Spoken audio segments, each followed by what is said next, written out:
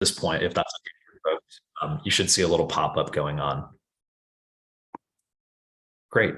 So with that, why don't I dive into an overview of YPE in general? So folks can see the screen. Basically, YPESF is a local chapter here of the global YPE network.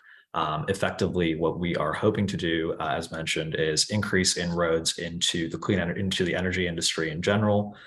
This event here is specifically focused on clean energy, but certainly we have a lot of active and engaged individuals from the traditional side of the energy space as well, basically hoping to help cultivate and connect people in the industry. In general, for our own chapter, we have about over 20 folks who are working to basically put together different events all across the year, ranging from professional events to networking events to different sort of social events. You can see here in the picture is one of the hikes that we organized. Just a great way to get to know other people in the industry and connect everybody. Two important links here. We do have a mailing list where we'll be going into details about different sort of events or different things we're organizing. And then you can also see that as well on our website, YPESF Bay Area /upcoming events. I guess with that, Melina, we are, again, organizing this as sort of a joint effort between the scholarship and the mentorship program. If you wanted, we can go into a little bit more detail about each of those initiatives. Yeah, so like I mentioned, we created the scholarship program 2 years ago, and it's really our way of connecting with the student community in the Bay Area, helping increase access to clean energy opportunities by showing them, by supporting them through like financial funds through their school, and also just connecting them to the broader YPE community, helping them, match with potential mentors, or just folks that can help them with their internship or job search process. It's really our way of giving back to our community, and just trying to like recruit our membership kind of earlier on, and just making sure that we're reaching students and keeping them engaged as they advance in their careers.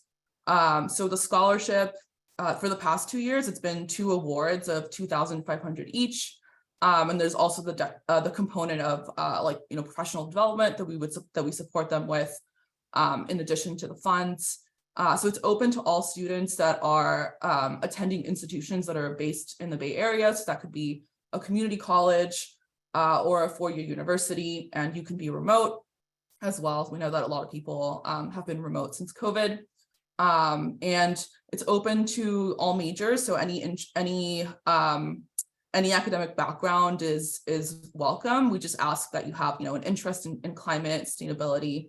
We're not looking for a lot of experience in that scope, but just an interest and a willingness to demonstrate that, this is something that you want to go into as part of your career. So the scholarship is currently wrapping up. We're about to select our 2 winners, so stay tuned for that. And then just be on the lookout for next year. The last few years, the scholarship has been, opened around March, and the applications close around June. And around this time, we'll be notifying the winners and helping them get the funding through their schools. So yeah, definitely be on the lookout for that. If you know any students that you think would benefit from the program, feel free to send them our way. I'll share the link to the scholarship website as well. So just, be on the lookout for that. And we hope you can share with your networks or apply yourself if it's of interest. Awesome. Thanks, Melina. And I'll talk a bit about the mentorship program as well, which is the other sort of organization which we're sort of co-presenting here, the Career Expo.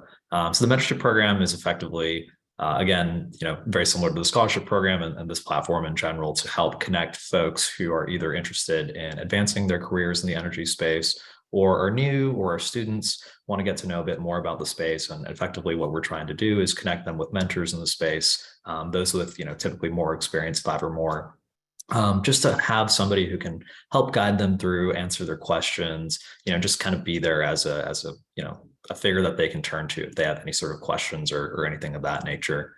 The way the program is organized, it's about a 9-month program. We will have mentors and mentees typically meet for one-on-one sessions over the course of those 9 months. And then those will typically be supplemented by larger group gatherings and other sort of events that we'll put on, such as the Career Expo, in order to allow some of those mentees to really benefit from the knowledge of those who are in the industry. And so timing wise, the mentorship program is ongoing here. It'll wrap up around February of next year. And at that point, we'll be soliciting applications for basically the new iteration of the mentorship program in 2023. Melina, why don't I pass it back to you? And then, if there's anything else you want to talk about before, otherwise we can, and after that point, we can look to hop into the first panel. Yeah, let me I think, you've heard a lot about what we're saying about increasing access, promoting opportunities to clean energy, but just echoing that the purpose of this event is really to help, lower the, barriers to entry in clean energy, promote connections from, students, professionals, and really just, reach students that may not have exposure to these opportunities. And before we get started, let's just quickly go over the agenda for the event. So we'll be starting the project and corporate finance panel session in a minute now. So that will run till roughly 11:30, and then we'll have a 5-minute break. So come back at around 11:35. That's when we'll start the policy and regulations career panel session. That will run till 12:50 p.m. And then we'll have a 30-minute break for lunch. I know we may be at different time zones, but we figured we would just kind of buffer that in just in case. So that'll run till 1:20 p.m. and then come back at 1:20 for the project and business development career panel session, which will run till 2:35 p.m. And then we'll have kind of our concluding remarks, hopefully wrap up by 2:50 p.m. So we appreciate you guys making the time on a Saturday. I know it's a lot to ask, but we're excited to see you all here. So with that, I'll hand it back to you, Kumar. Perfect. And then just, general PSA for folks, as throughout the panel, and any of the panels, as you all have questions, feel free to include those in the chat. And we'll look to have a session at the end of each panel where we can, time permitting, address as many of those as we can. And also feel free to introduce yourselves over the chat, share your LinkedIn if you want to connect with each other. That's really what this event is all about. So. Yeah, with that, very excited to begin the first panel here. Why don't we go ahead and spotlight some of our speakers, and I'll go ahead and give an introduction, and then we can dive in. Perfect. Great. So, really excited to be beginning here with the finance panel. Finance is a really important part of helping to facilitate the clean energy transition. Whether it's equity investments coming in from either investors or firms, or third-party capital that's sourced in the form of debt, or monetization of tax credits via tax equity. It's really difficult to understate the impact that finance can really have in terms of making the clean energy transition a success. In general, financing in the space can broadly take two forms. One is the financing of corporations, where the capital can be used for various purposes, or financing can happen a little more specifically at the project level. So as an example, financing an individual solar or wind facility. Each of our speakers here today has worked in the clean energy space, and we're very, very excited to have them all with us today and introduce and basically, learn from their perspectives and their experience. With that, I will just do a brief introduction and then ask each of them to talk a bit more about themselves. So beginning here, we have Anna Ostrasova, who is working at Gridstore, Goxie Osturkey, who's working at CIBC, and then Marissa Sweeney, who's working at Generate. With that, maybe we can go around, Anna, you first, then Goxie, and then Marissa. And if you wouldn't mind just telling the group here a little bit more about yourselves and what you currently do. Sure. Thanks, Kumar. Very excited to be here on this Saturday afternoon, and very excited to see people actually dedicated their time and being interested in our industries. Definitely, we have a lot of need, especially with the latest developments. Very happy to see all the faces and look forward to this discussion. So, yeah, I'm Anna Ostrasova. I'm Vice President of Finance at Gridstore. Gridstore is a developer, owner, and operator of standalone energy projects, primarily in California, Texas, and we're starting to do other regions as well. We're a new company, just launched in April, but led by the industry veterans and backed by Goldman Sachs Asset Management. About myself, I have over a decade experience in project finance. Started at First Solar, where I spent the majority of my career, over 10 years. I started as an analyst and ended up as a director, then went to delivered renewable energy for a year and a half. And right now, leading a project finance function at Gridstore. Great. Thanks, Anna. Goxie, do you want to go ahead? Thank you, Kunwar. Hi, everyone. My name is Goxie Osterkari. Apologies if there is any background noise. I'm joining from a hotel lobby, so there might be some issues. Hopefully not, but let me know if so. I'll try to speak up here. So look, first of all, very excited to be here. I know Marissa, Kunwar, and Anna from different lives here, so it's good to be on a panel together. I love IP as well. I believe Marissa and I, when was that? 5-6 years ago, Yeah. Cross paths when we were on the board together. So always excited to be meeting people who are interested in the space and trying to get in. And thank you, Kunwar and Melina, for inviting me. So as Kunwar briefly mentioned, I am an investment banking director at CIBC. I've been in this role for about 2 years now. Before that, I was a vice president at Clean Energy Capital, boutique investment bank. So I've been in the investment banking renewable space for about 7 years. And the easiest way, or the best way I like to describe my role is I'm a matchmaker.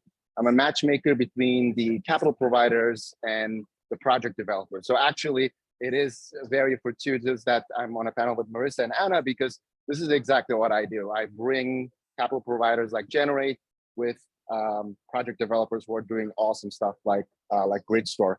And if I'm actually not wrong, CIBC did advise on the Goldman Sachs Gridstore transaction earlier this year. So a very, very valid example. So yeah, I mean, we can get into it more, but that's a very brief intro. Great. Well, I'm excited to be on this panel with everyone, and thanks everyone for joining. It's really great to see so many people who are excited to learn about clean energy finance. I'm Marissa Sweeney. I have been with Generate Capital for about 6 years. And prior to that, I worked at a company called Onyx Renewable Partners, which was a solar developer backed by Blackstone Energy Partners. And before that, I worked at Goldman Sachs, working in the credit risk and advisory department. So my background is kind of classic finance. And as I've worked at Generate, the scope of our mandate has kind of expanded. As Kunwar could probably tell you, we're colleagues together. We kind of started out by doing primarily project and asset-based financings, really looking to scale different types of technologies in the clean energy space with a focus on distributed generation, and kind of fast forward to today, where we do everything ranging from giving loans to companies, projects, as well as direct investments into companies and developers as well. So it's exciting to have grown with the company and kind of seen the breadth of our investment strategy take shape. Awesome. Well, thanks to everybody for giving those intros. It's hopefully those of you in the audience can hear some part that resonates. As mentioned again, as we're kind of talking through, feel free to include questions. But with that, let's dive in. So each of you talked a bit about your background, what you currently do, what you did before. I guess it would be really interesting to hear a bit more about your trajectory getting interested in the space, specifically why sustainability, and then as sort of looking to address climate change and such, why you chose to pursue finance as the medium through which to make an impact. And so, for this, Marissa, why don't we start with you? Yeah, absolutely. I love to talk about this because it's something that is extremely important to me and really is the anchor around how I kind of continue to work through and think about my career. So if we just take it back to undergrad, I actually studied philosophy and finance because at the time I wasn't sure if I wanted to be maybe an attorney or in general, like the breadth of the business world was like very kind of intimidating and like unknown to me. But I thought that since I enjoyed math and I enjoyed interacting with people, that finance wouldn't be a bad major to pick up. And as I kind of worked through trying to understand what it was that I was really interested in, some of my philosophy background really focused on applied philosophy and various parts of like kind of ethical standards and really deep questions around like, what are you supposed to do with your life and what is your highest and best purpose and all of those things.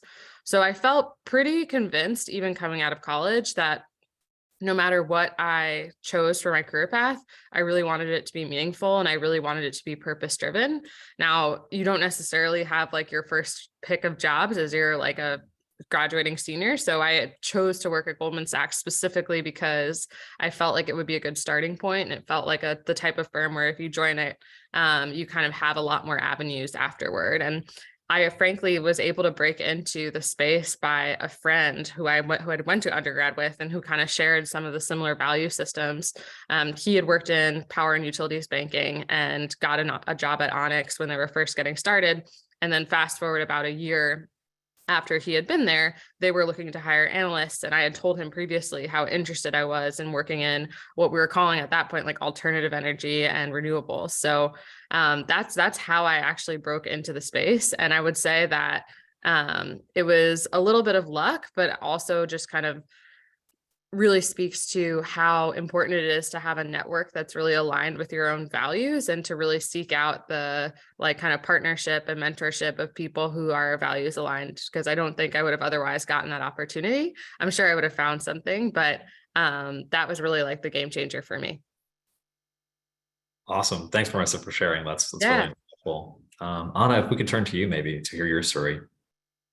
Sure. I'm very similar to Marissa. It all for me started in grad school, which my major was financial mathematics, and the majority of people with that major going to Wall Street, do some trading and, you know, some modeling for those who do trading. So I quickly realized that it's just not something that I was interested in. I really wanted to build something, to be a part of something that I can actually tentatively see. And in parallel also, it was like 11 years ago, 12 years ago, I don't know.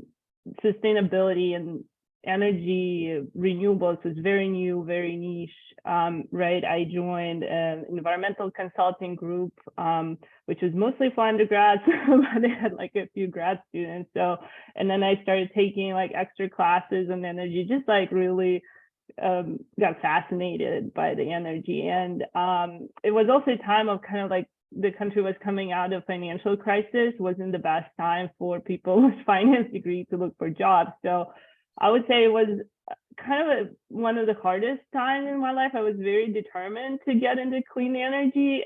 It took me a good 8 months after graduation to find a job that well, any job, but like particularly in the clean energy, right? It was very hard 8 months, I would say, like for anyone who is looking for a job, especially fresh out of school, they kind of have your self-esteem question, like put to test if you want to do that. But, you know, it all turns out okay at the end if you're really persistent. I was just telling Kunwar, interestingly, my job at First Solar came to me through YPE events. I just remember this day. Yeah, we were touring the wastewater facility here in the Bay Area, and I met Melanie, who's my friend now. She was a developer for Solar, and she kindly forwarded my resume to First Solar, and it was just honestly, it was my dream job. Like the day that I got the job, I was like, oh my God, it was all worth it, all worth it for sure. So. So I encourage everyone to kind of pursue that path, even though, you know, sometimes not easy. Awesome. Thanks for sharing, Anna. And then Goxie, finally, why don't we turn to you? Yeah, look, so I'm Turkish. I was born and raised in Turkey, and growing up in Middle East, energy is always top of mind, right? There's no getting away from it. You're talking about it all the time. There's always some sort of an issue with your neighbors or with your own energy security. And, you know, my mom was an environmental engineer, so that was kind of always a topic at home, but I never considered it as a career until much later. I actually, I have a very non-traditional background in terms of education. I studied languages in undergrad, and I was an interpreter in Chinese, English, Turkish for a long time. And somehow, life brought me to New York about a decade ago, and I studied energy policy at Columbia. And up until that point, I didn't even know what an IRR or an NPV was, or I didn't know how things were financed. I never took a macro class, or I never took a corporate finance class. I had no idea about any of these things. But the interesting thing is, in the US, this is a global phenomenon, but especially in the US, policy and finance are very closely interlinked. And so as I was having a policy education, I took several classes like capital markets, corporate finance, renewable energy, project finance modeling, and quickly realized that working in renewable energy and not being an engineer, not being the guy who's going to actually put these things on the ground one day and help have an impact. I thought, look, what's the next best thing? And I didn't want to say next, but what's the best thing that I could do personally to move the needle? Because yes, policy is great, and I was surrounded by policy, future policymakers and professors who've been in that space.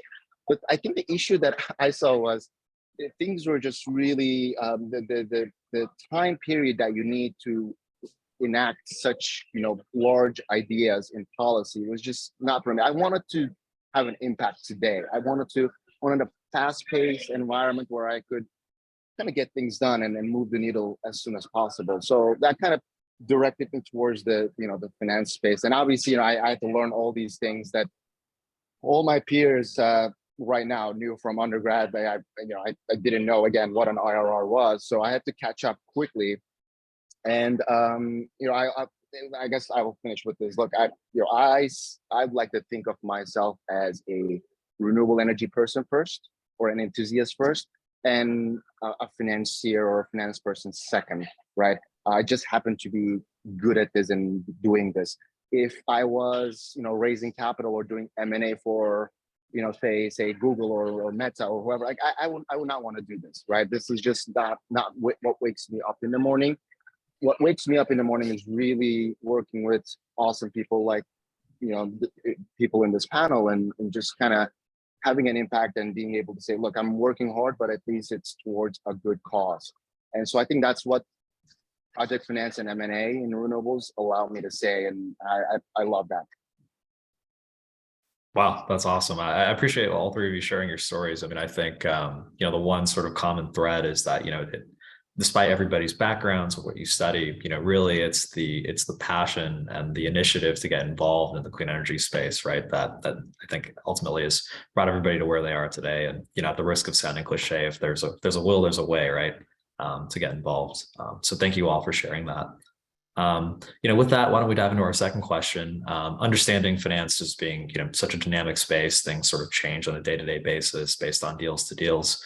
But if you were able to, what would a typical day or a typical week look like for you, with emphasis on maybe things like how many hours are you working? What type of work are you doing? Is it more individually focused? Is it more collaborative?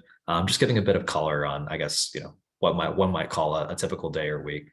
And Galaxy, why don't we start with you? We'll shift over to Marissa, and then we'll finish up with Anna.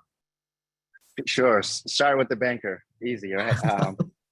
So look, it is something that changes throughout your investment banking career. So I started out, at the bottom of the food chain as an analyst, and kind of moved up and seen the various stages of how this job evolves.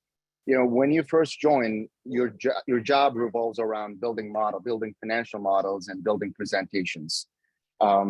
And doing research, doing also a lot of admin aspects, so setting up meetings and such. And over time, that kind of evolves into more higher level perspective. There's a little bit of business development involved, so getting new clients, and kind of there's thought leadership aspect where you have to start kind of, either, writing articles or, even with the presentations that would present to clients, there's an aspect where you have to kind of opine on the industry, right? But what's underpinning all of that is, and my advice, I guess, this is kind of where it gets to, is just, and someone told me this years ago, you need to be essentially in the banking space, regardless of if you're doing renewables or something else, you need to be the triple threat, right? So I was like, what is that? So you need to be able to do the financial model, and not just do, but when I say do, you need to be able to build it, you need to be able to operate it, and you need to be able to troubleshoot it, right? If something is broke, you need to be able to quickly figure out what is going on and fix it. So that's one. Second one is the presentations or the thought leadership aspect. So are you able to talk about, I don't know, the ERCOT electricity market, or are you able to talk about PJM and kind of what's going on there? Are you able to talk about, battery storage, hydrogen? So there's that kind of, I want to call it softer, but there is the sort of qualitative aspect that you need to have a firm grasp on and kind of marry with that financial modeling, because they go together. And the third aspect is a little bit more on the kind of walking the talk. Do you have interpersonal skills that allow you to, if I put you in front of a client or an investor, are you able to, run the meeting? Are you able to, hold yourself? There is that aspect. So if you bring all of these together, I think that's what makes a sort of holistic kind of banking career. But to answer your question, Kunwar, more maybe directly, in terms of hours, again, that changes too. But over the last 7 years, anywhere between, I would say 60 to 100, 120 hours sometimes, really. So when you're an analyst, it's more on the 80 to maybe 100 hours, and you might be asking yourself, well, is there even that many hours in a week? Yes, there are. I have counted. There are that many hours, but it gets better over time. I would say right now I'm maybe doing 60 hours on average, but sometimes in a hectic week or quarter, it could be 80, 100 again. So there is no kind of, even if you get to higher levels, there's not really like 40-hour work weeks in my line. And quite honestly, for some people that's a deal breaker. I completely get it. And for some people that's what they thrive on. I'm not thriving on it. I will say I do love my work-life balance, but I think I got used to it over the years. That's what I'll end on. Thanks, Coxie. That makes sense, and it's very insightful from the banking perspective. Marissa, why don't we turn to you? You've had a couple of different roles, both on Goldman and then after that on the sponsor side, and so kind of hearing how that compares. Yeah, absolutely. And for folks who are listening, I mean, it's not uncommon to hear people frame finance kind of landscape in terms of like the buy side, which is like the banking side. The sell side, which is like the banking side, like Goxie works on, and then the buy side, which is like the sponsor side that Kunwar referenced. And frankly, they're very like complementary in terms of thinking through like what the type of work you're doing and what type of analysis you're doing, especially on junior levels. But the way that you kind of work to manage process and kind of counterbalance is a little bit different. So I would say kind of similar to what Goxie said on the hours front. Very, very similar, especially at like the junior levels. It can be like pretty intense if you're working on the investing side. It can get like a little bit better, but I think the main driver of really like what hours are like is really like transactional activity. So I think compared to other careers or job paths where you're maybe on like a financial reporting cycle, or you're on like certain like more predictable cycles of work, you'll kind of know like what times of year are busy for you. I would say with investing, it can be a little bit tricky because it's really driven by the type of transactions that you're working on. And the way I often describe it is like, you might have periods of time where it's quote slow, where you're not on a live deal and you're working on market thesis building and origination and working on business development. But once you are going live on an actual transaction that's closing, that kind of becomes the highest priority of what you're working on. And frankly, like I'm in this process right now where we're about to go live into detailed diligence on a potential company that we're trying to acquire. And I'm just like preparing, like I prepared my partner, like, hey, like this next like 2 to 3 month period is probably going to be like work as the number one priority, which is honestly like, as Coxie said, you kind of get used to it. Like, I think for me, like, I know that this is the career that I signed up for. So I try not to let it bother me. Like, for a while, like, my mom would kind of be like, oh, you work so much. And I kind of told her, like, listen, like, I think that that's just going to be like my life. So it's okay. Like, I don't mind it. And I think what you learn to do is kind of balance it for times where you're less busy, and also like kind of like manage your expectations. Like, so long as you know that it's going to be busy, it's like kind of not so bad. That's how I would put it. And I would say what's exciting is that, like, I really love digging into getting deals done and trying to understand the nuances of what drives a particular investment. And the way I think about, just kind of bring it back to your question around, like, well, how do you spend your day and how do you spend your time? There's kind of the front end deal sourcing. So that's trying to find investments to invest in. And that can look like, oh, like, I went to a networking event and I met this developer who has some projects that generate my want to finance. So I want to have a follow-up phone call. And that can also look like, we know that there's an area that we're interested in investing in. It's a space that we're tracking. We have a list of 30 companies. And once a quarter, we kind of like ping and reach out to that company and are trying to develop the relationship over time.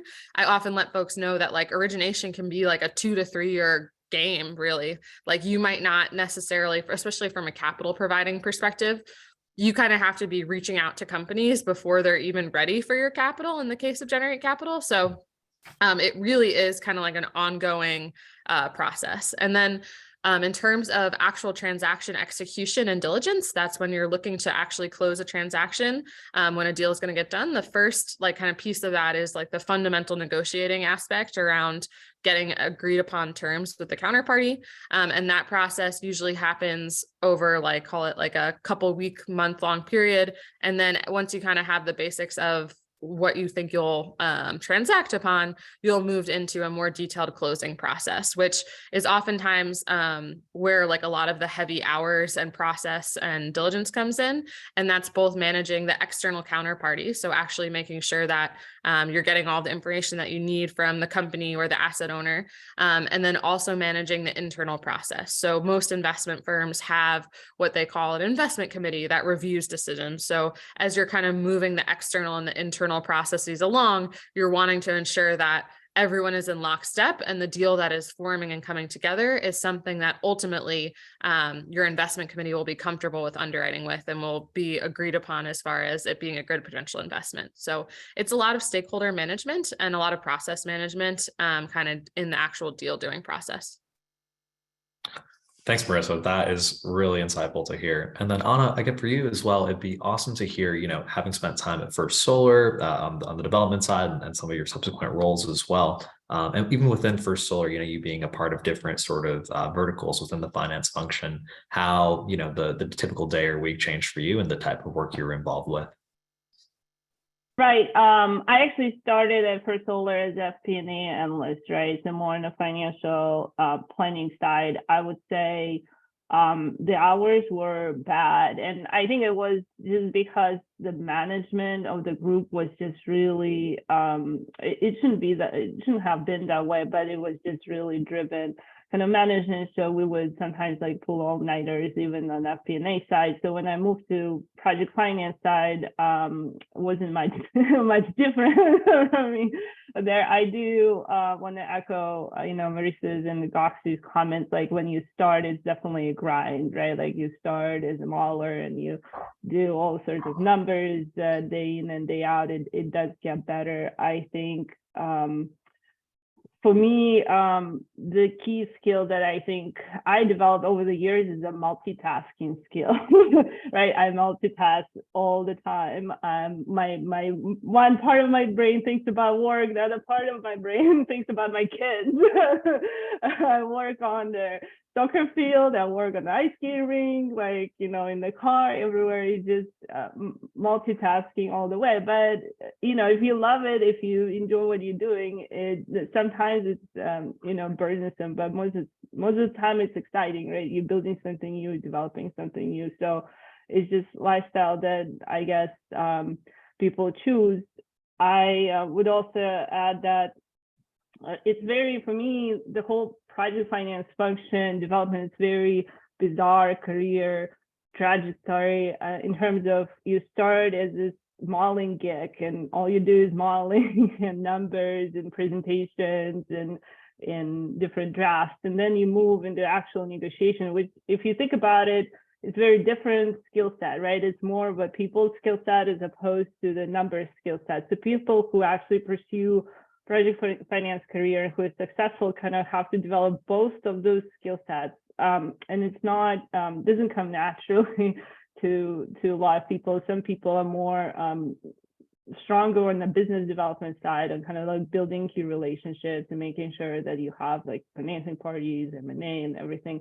Other people I kind of tend to stick to the model. I would say through my experience, most people are more excited about the business development side rather than the modeling side, right? And I've seen a lot of people are like, oh, I'm really interested in project finance, but I'm really not like that strong of a modeler.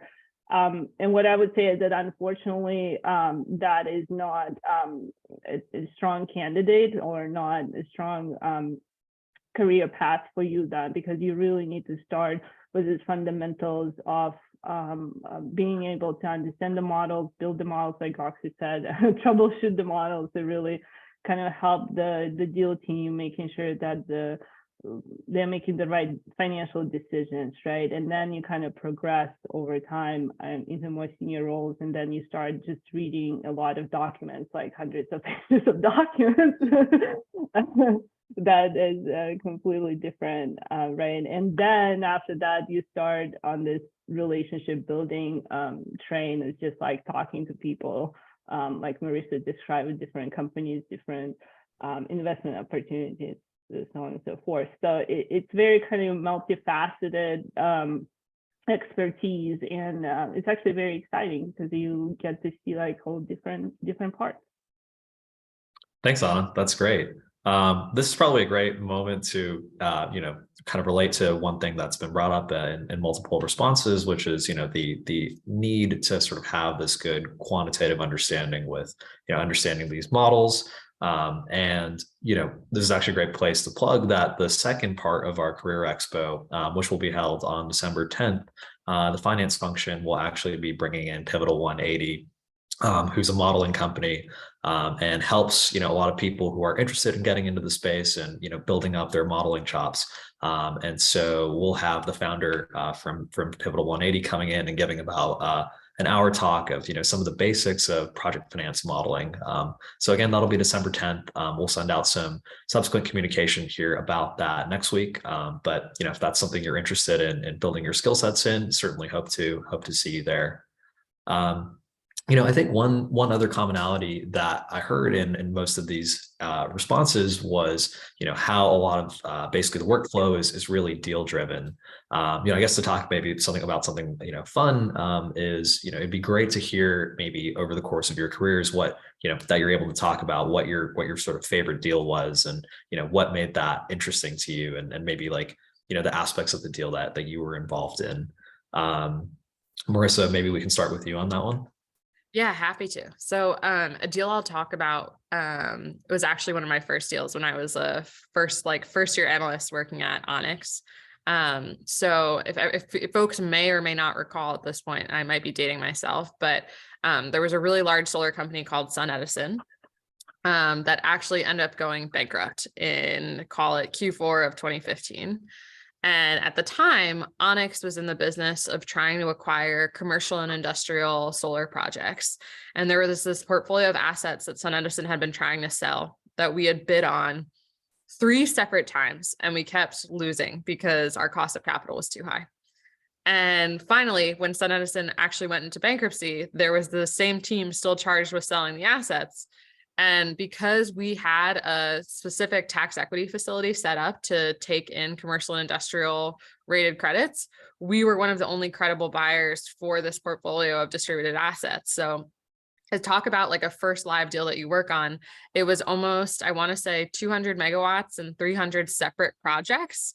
So we had to run this crazy diligence process where I was literally just like reading PPAs for like hours and hours and hours at a time and trying to confirm terms in the model and trying to understand which PPAs had cliff dates and issues related to the bankruptcy and had interconnection deadlines and all these things. And it was like this absolute like drinking through a fire hose moment of trying to get up to speed on like all things project finance, all things development, and all things deal related with the backdrop of a bankruptcy. Like at one point we got a letter saying that like, oh, actually the folks that you've been working with didn't actually have authority to sell these assets and they actually belong to someone else according to the bankruptcy court. So I remember us just like after like several 100-hour work weeks, like just being like, okay, I guess if we can't buy them, we're pencils down. My boss was kind of like, all right, like we're pencils down until they like let us know what's happening with this because we're not going to waste any more time.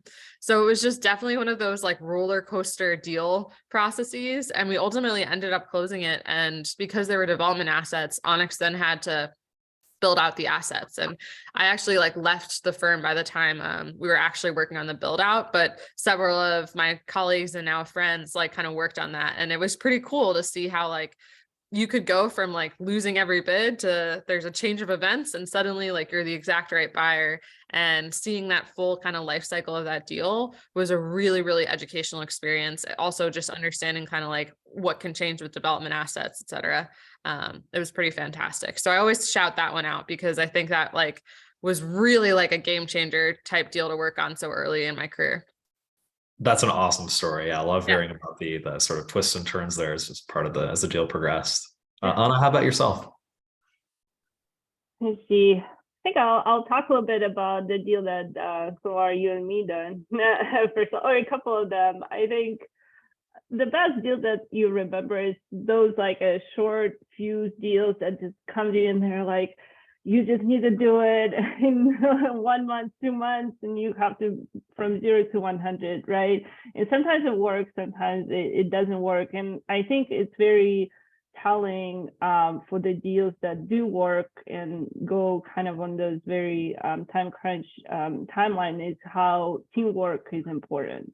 How important it is that everyone comes together. It's not only one person. It's not like only me leading project finance. It's not only, Kunwar doing all the exhibits and the modeling, right? It's just the whole organization, the whole team, development, EPC, O&M kind of comes together. And there's a group trying to troubleshoot and resolve all the problems, which there are always plenty of those. And kind of you see every day the list is getting shorter and shorter. And of course, when the closing is achieved, it's just a very big celebration. Everyone feels very proud. So that feeling of kind of being together with the team and kind of moving as one is definitely something that I cherish very much in this job, and kind of the sense of achievement at the end as a team is probably why I still do this after all these years. Yeah. That's awesome. That makes, yeah, I totally echo those sentiments. Thanks, Anna. Goxie, how about yourself? Yeah, look, one of the best things about this job, I think that's what I'm hearing from Marissa and Anna as well, but just being able to work with, it's a very transaction-based space, right? So you're working on multiple transactions at the same time, which allows you to see different industries, different type of deals, different sponsors. So the learning curve is always present. So you just get exposed to a lot of different people and ideas and technology. So I think that's the main thing. So in terms of my favorite deal, though, I'll tell you my favorite deal, and I'll tell you an interesting or roller coaster deal, maybe similar to what Marissa had. My favorite deal actually was the one we did, Kunwar, in your final months at First Solar and in my final months at Cone, where we sold First Solar to OMERS. I think that was about 2.5 years ago at this point. And I think the reason why it was interesting was I think it was a watershed moment for the industry where we started seeing the M&A valuations go skyrocket, right? So related to this, I do want to tell a story that I think is emblematic of where we are in the renewable energy industry. And the story might be a little bit, ridiculous at the outset, but just bear with me, and because I think it paints a good story of where we were 5-6 years ago versus where we are right now. For those of you who do remember the Sun Edison, where I briefly worked before they went bankrupt. Back in 2015, 2016, the landscape was that there were a lot of companies that were up and coming, but there were also a lot of companies that were failing, right? And some of them for obvious reasons that we can kind of look back retrospectively and say, oh, okay, that's why they failed. But there were a lot of sort of upstart or up and coming companies, and one of them, and I'm not gonna be able to give names, but let's call it a big wind energy company that I work with. It was actually one of my first deals back in 2015, and our mandate as a bank was to help the founders sell the company. And at the time, the company probably had a few gigawatts of solar backlog that they were trying to install. They were just doing wind. They were not in solar or any other type of technology. And the founder was an eccentric guy. He was an idealist, I would say. He founded and sold already maybe 2 or 3 companies before, all clean energy related. And he was kind of on a roll, right? And he found this company. It was his baby, and he wanted to sell it. So that's why he hired us. We're going through the process. So we built the financial model. We built the presentations. We go out to almost 200 investors, which is typical. You just essentially blast emails to 200 investors and saying, hey, would you be interested in buying this company, right? So we do the process. We have a couple really interested investors. Fine, they do their diligence, and then they give us their best and final offer. So among these best and final offers, there are some of world's top renewable energy companies at the time. There are some of the actually 2 that comes to my mind that were European names, big European wind companies that are interested in buying our company. And as a bank, we're so excited. I'm like, yes, this is an amazing deal. You got to take it. It's a home run. And the price I remember was maybe $200 million. Right. And the founder said, no, that's too low.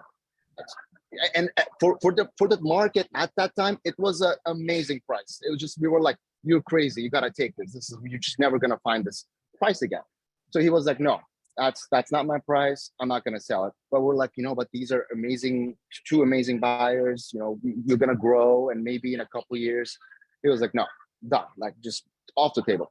So a few months pass, we go back to market again, and then we go to the same process again, build another model, build the presentation, go out to another, 100 or so investors.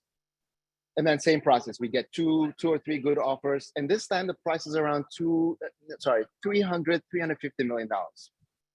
He's like, no, I'm not going to do it. This doesn't work. And we're like, so like, what is a price that, and he's like $1 billion. And everyone's around the table like you're crazy. I mean, that type of valuation just doesn't exist back in 2016, 2017. So back to the scratching board, we were pencils down. We're not doing anything. Couple months pass. We're launching for the 3rd time, and same thing. We go all the way, and we get some offers, and he's no. So pencils down, and this, believe it or not, over 5 years, this happens 4 times. Wow. Same story every single time. And the interesting thing is, though, a few months after I left my prior shop, this company did sell, and the price tag was 1.7 billion. And the reason I'm telling this story is I thought for a long time that this person was legitimately out of his mind and then was living in a fantasy world.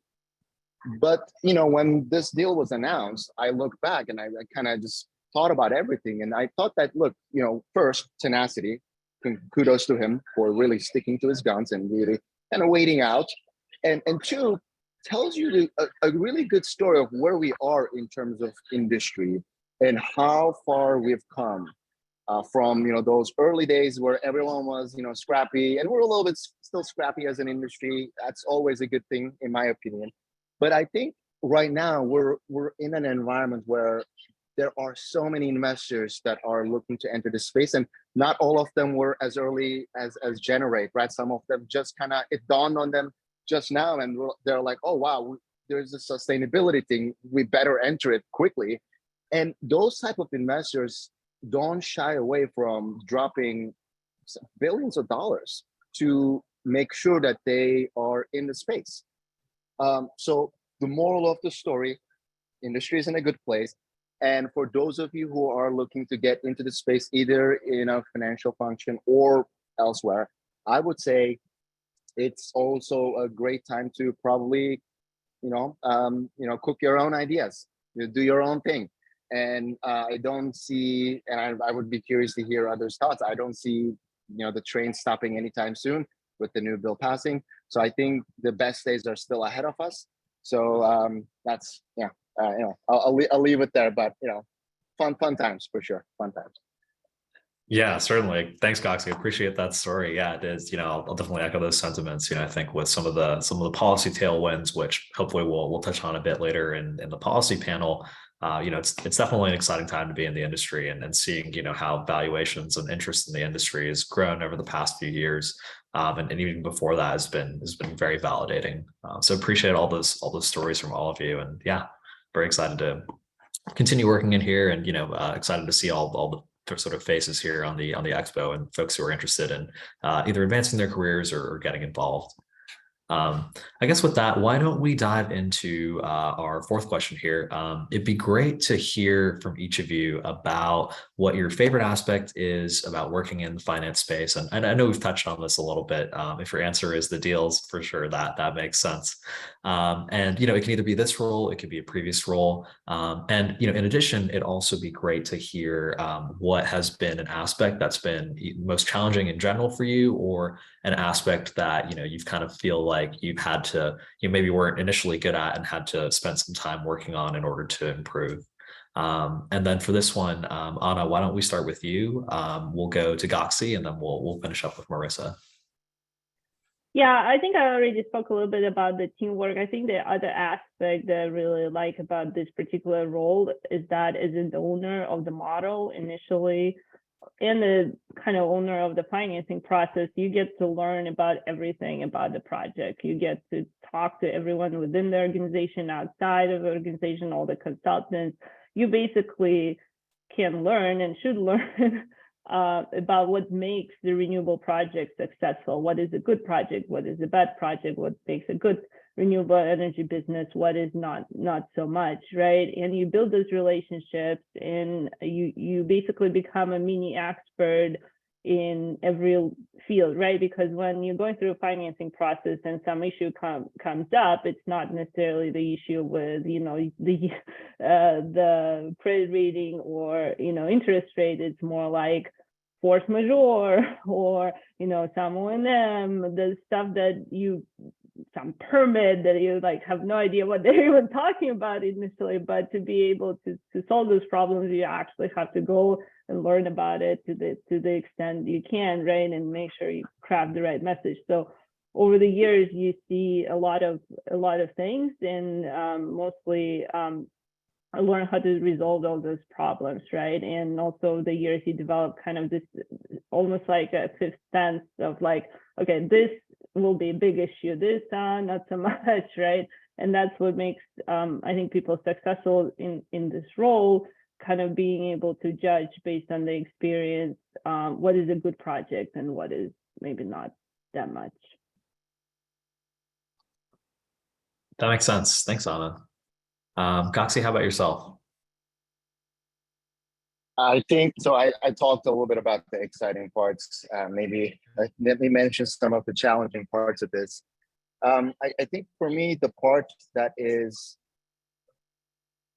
both a little bit exciting, but I would say more challenging is the definition of my role. So I said at the start of this that it's like a matchmaker, right? So what that means is, as the investment banker that is running the process, you need to insert yourself into the process and be, and I don't want to sound egotistical, but be the center of the universe, center of the deal. And you're the one essentially holding together the entire deal. So what does that mean? So you are constantly calling the investors and making sure that they are doing their diligence, making sure that they're sticking to their timeline. You need to constantly talk to your client and making sure that they're providing the responses to those investors, and making sure that they are making those documents available, making sure that that they're doing everything that they need to do in order to both run the process, as well as run their company, which is not an easy thing. You've all been in the sponsor space, you know how it is. But also talking to the consultants, talking to the lawyers, talking to everyone in this ecosystem, and making sure that everyone abides by your timeline, and then the deal will be done. So the key thing to remember is bankers don't get paid hourly or based on engagement. We get paid if the deal is successful. If the deal is not successful, you get paid zero. So just let that sink in for a second. So you have every incentive as a banker to make sure this transaction happens. So whatever you need to do, you need to make it happen. Like, it's up to you. Otherwise, you're just not going to get paid, right? So if you think about it with that lens, suddenly the onus is on you to be the glue that keeps everything together. Now, the downside of this, I mean, this might sound interesting, and it is, but the downside of this is you essentially get a lot of abuse. And what do I mean by it? It's not necessarily in a bad way, but it's just you have to keep a smile on. You have to be have your clients facing hat on at all times, even when the investor is grumpy, even when the client is grumpy, even when the lawyers are yelling at you, even when the technical consultants are 4 weeks late. You still have to have a smile and call the technical consultant and say, look, 4 weeks is not going to work. Can you get it done tomorrow? Like, we need it tomorrow, right? Calling the investor and say, look, I understand you have lots of other things, but like, this should be your priority. Can you please look at this? But telling the client, look, don't worry, we got this. We'll work over the weekend. We'll get this done, right? So you're always absorbing other people's stress, and you're absorbing other people's responsibilities, because you have to. Like, if you don't do it and someone, something in this chain blows up and the deal doesn't get done, well, guess what? You're not going to get paid, right? So there is an interesting dynamic there that I've been observing. And so over time, this can get really exhausting. I'm not going to lie. This is, I think, if there is anything that burns me out in this job, this is that you have to kind of take it all, and just, take the punch, and can't do anything. You just have to smile, but again, maybe to end on a positive note, it is also exciting in the sense that you get, and as Anna said, you get to learn a lot, right? So you talk to the technical consultant, you learn the technical side of things. You talk to the lawyers, you learn about the legal aspect, you learn how to speak legalese. It's not easy. So stuff like that is also good, but you have to have a tough skin in order to handle this. Thanks, Goxie. I appreciate that perspective. Yeah, I think for all the folks on the Zoom, it's difficult to overstate how collaborative the finance space generally is, and all the different touch points that you have, whether internally in your organization, across different verticals, or outside as well.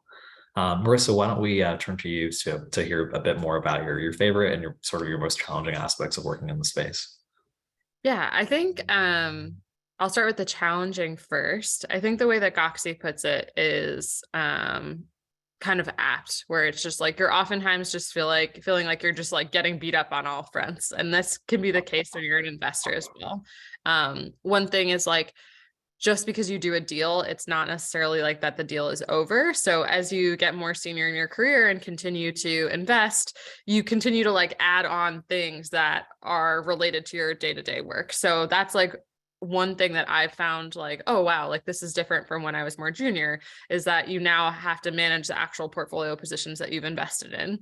And sometimes managing around all those priorities, whether it's near-term deal execution, managing an existing portfolio, and managing like finding new deals to execute, can be kind of like an interesting balancing act. And you're kind of always trying to reprioritize and prioritize the best use of your time. And that's like something that's a very, very high level of focus. And I think something that takes time and skill, and also just changes like as your level within an organization changes as well. So I would say adapting to that change and like keeping adaptability can be challenging, but my thought is it's also a really important skill to develop, and one that only becomes more and more important to have down as you get more senior.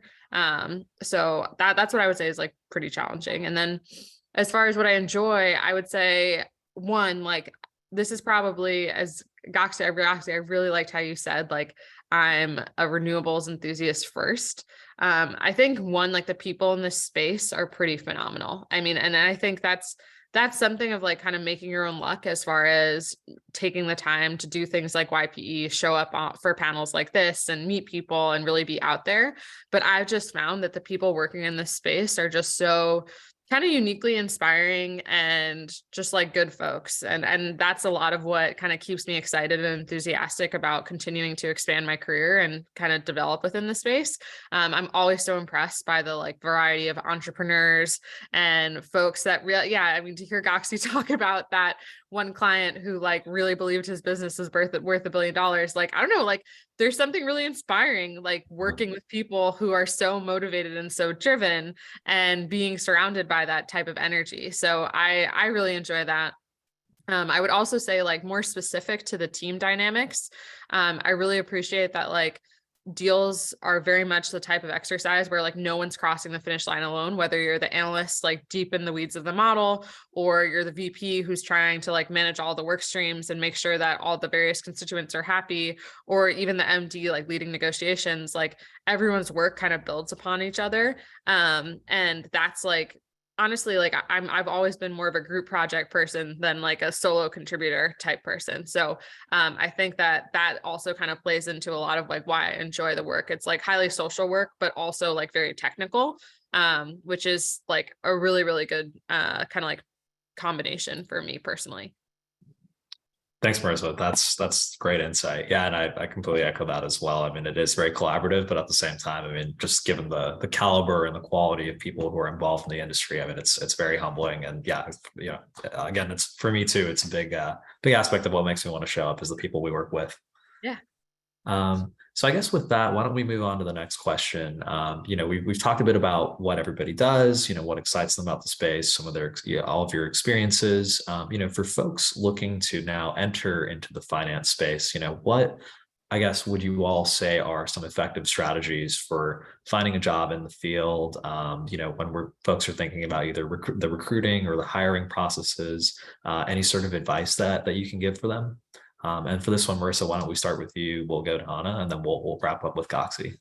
Yeah, absolutely. I would say one thing is just like keeping a really open mind, especially as you're kind of starting out on your search, depending on how focused you are as far as like what type of role you want to have.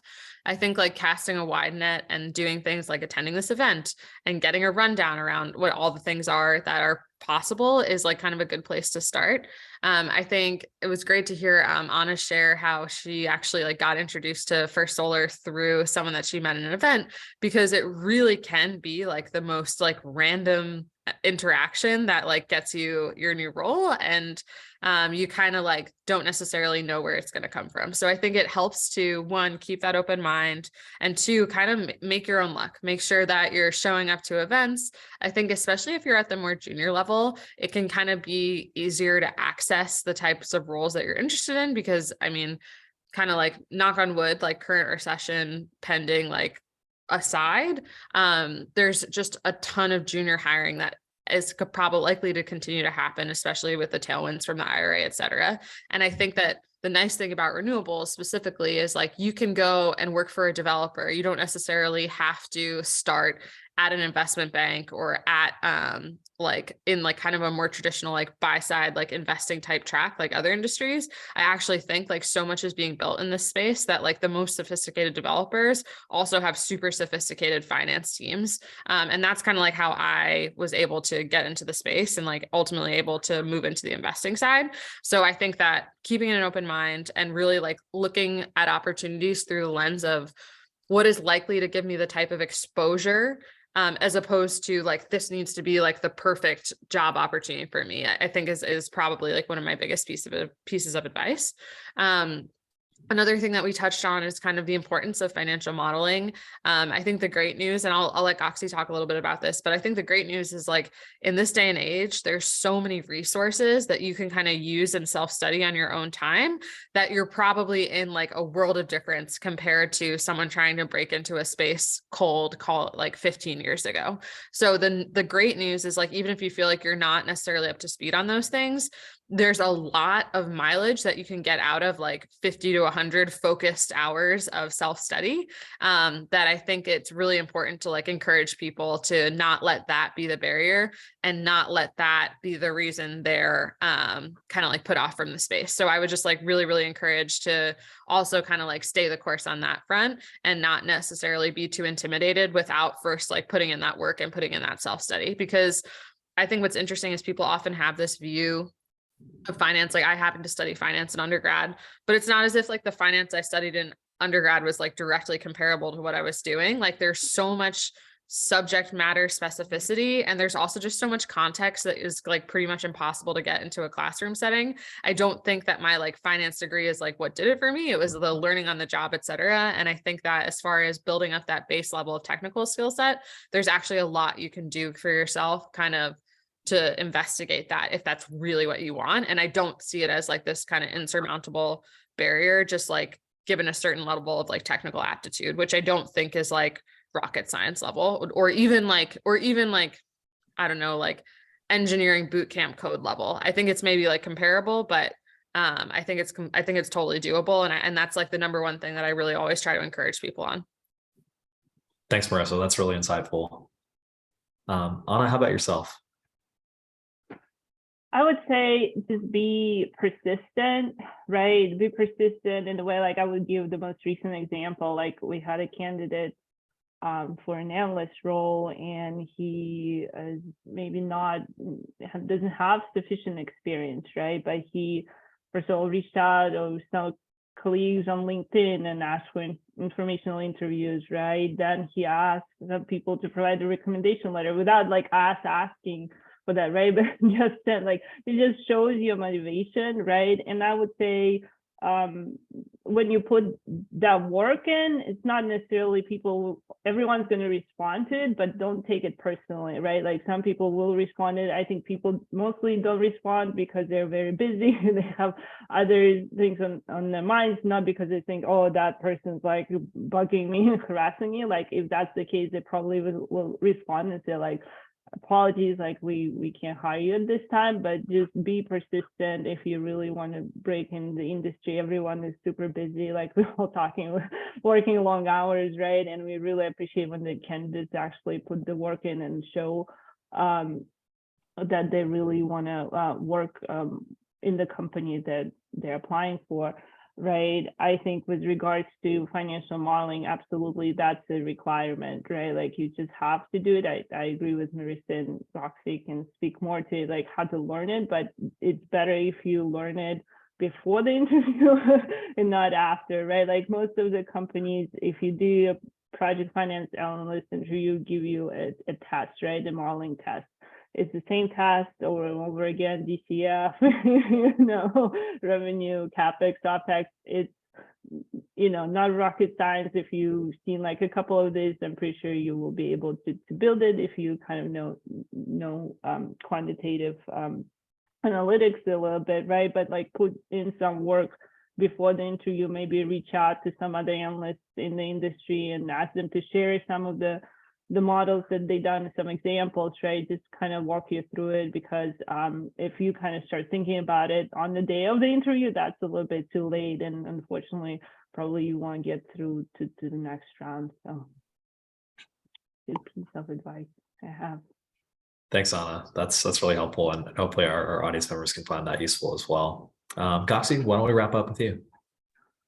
Yeah, thank you, Kunvar. Look, I've had a roller coaster of a journey in getting here. So maybe I'll add a couple of things here, and then maybe end with some sort of I guess actual actionable advice for you all. So I spent my last year in grad school thinking that I was going to join SunEdison, the aforementioned company. At the time, the largest renewable energy company, I guess was the word that was, or the title that was thrown around. And I don't look for jobs. I thought that it was a given, and I was going to join this company. And I even started doing some remote work. And maybe a couple of weeks after graduation, they went bankrupt. And I think that was probably some of the hardest times of my life. And so the lesson I learned through that experience was just you have to have tenacity. You have to have persistence. so that's just the baseline. This is still a very nascent, I mean, it's growing very rapidly, but still a very nascent industry, and everyone's super helpful. But you know, don't be discouraged by anything. You know, even if you don't have the modeling skills, as Marissa said, everything is fixable, as long as you put your mind. But you need to have that tenacity. Second thing is, I'm a big believer in, you know, this saying that how you do anything is how you do everything, right? So what that says is, you just don't need to just show up, but you need to show up prepared, right? So you can be in the right place with the right people, and it could be the right time. But when that happens, when luck kind of brings, or all the stars align and you're in the right place, like for instance, this forum right here, that you're in a room full of people that are excited about this field, but you also need to be prepared, right? Right. So how do you get prepared? And the big one that I'll echo is the modeling part. So I get reached out by a lot of people saying, hey, you know, how do I, you know, can you put my resume in the, you know, can you interview me for an investment banking job? And I say, sure, you know, like you seem like a nice person. We'll talk a little bit. But then I asked the question, so like, how's modeling coming along? Like, how are you with modeling? Or especially if this is a Columbia person, because I went there and I teach there now. I teach the modeling course there. So I asked, so like, have you taken, you know, the modeling course, right? And I know the answer, but I'm asking still, like, have you taken the modeling course? And if the answer is no, then well, what else? Have you taken a Pivotal 180 course, right? So then second level. And so if the answers to those questions are no, it's fine, but you need to go back and do that homework, do that self-study. And it's really not rocket science. I think I'm a living, breathing example of this. I did not know what an IRR was, honest to God. But if you put the time and effort to understand, and it's a very specific sort of renewable energy project finance is much more specific than just going and taking a random finance class at school. If you put the time and effort, it's doable. And I encourage everyone, you know, after hearing all of us speak, if this is something that's interesting to you, sounds like, you know, Pivotal 180 and Hayden will come and kind of give you some of the basics. Highly encourage joining part 2. But also don't stop there, right? It's still a vast field. I would go do your research, do your homework. Feel free to connect with us if you want. I'm always happy to be a resource. I recently started teaching at Columbia and Johns Hopkins on this very topic, so I'm clearly passionate about it and love teaching and talking about it, right? So reach out to us. There are lots of resources for you out there that you can kind of catch up and so yeah. Anyway. We'll wrap that up. Tenacity and showing up prepared. Those are my 2 biggest advice for everyone on the line. Thanks, Goxie. That's really helpful, and I definitely echo everything all 3 of you have said over the course of this question. So with that, I mean, that basically wraps up the more structured part of the panel here. I think at this point, just given we have a few minutes left, we're going to transition more into sort of like a lightning round. So this will be more ad hoc. You know, whoever wants to answer can go ahead with it. We've also received a few questions here from the audience. Maybe just to be responsive to their questions, we'll start with those, and then we can see from there how much time we have left.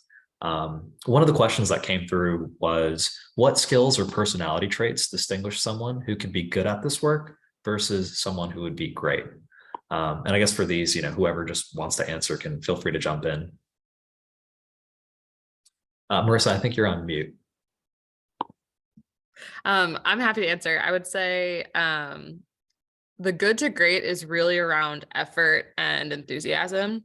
I think one piece of this is that it is an intense career track to choose. So you have to be like kind of in it for the long haul, which I think is like more of a statement around people's kind of tenacity, drive, and like ability to like kind of continue to push forward, even when it is hard and difficult, more so than any like specific skill. So I think that's definitely a lot of it, and really being able to take a long view on those things. I would say people who like problem solving, who like, you see a problem and you need to solve it in a limited amount of time. How do you get resources to solve it? That's probably the right kind of characteristic, right?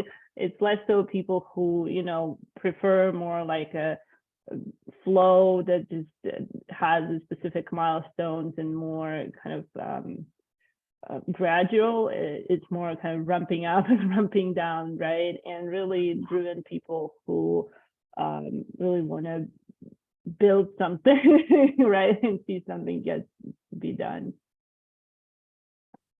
And maybe just one word: attitude. I think that kind of goes to what Marissa said. What if you have the right attitude? I think that's what separates people who really succeed at this. Again, like, remember my story about still needing to smile after getting slapped from all around. If you can do that, and if you still feel, if you're still happy, and you can you feel proud of your job and you have the right attitude, I think sky's the limit. Awesome. Thanks all. So we have another question here from the audience. What level of detail orientation would you say is necessary, and what topics would you need to enjoy nerding out on in order to thrive in this work?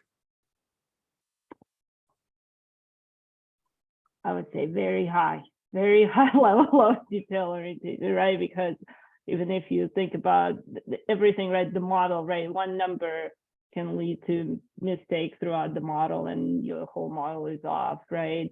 A document, like, you read this legalese and one word in the material, capital M, material M, right? It's just people who don't like kind of dig into details, probably gonna find it very challenging and maybe frustrating, right? But to really close the deal and achieve financial closing, whatever it may be, you have to make sure that all the details addressed, and some of them are really kind of, they're not the most pleasant things to deal with, like funds flow, like every number should be correct to the cent, right? Like all the accounts should be correct, right? And you think like, all right, how much time can I spend in it? Like days, right? So it is definitely a lot of detailed work, for sure.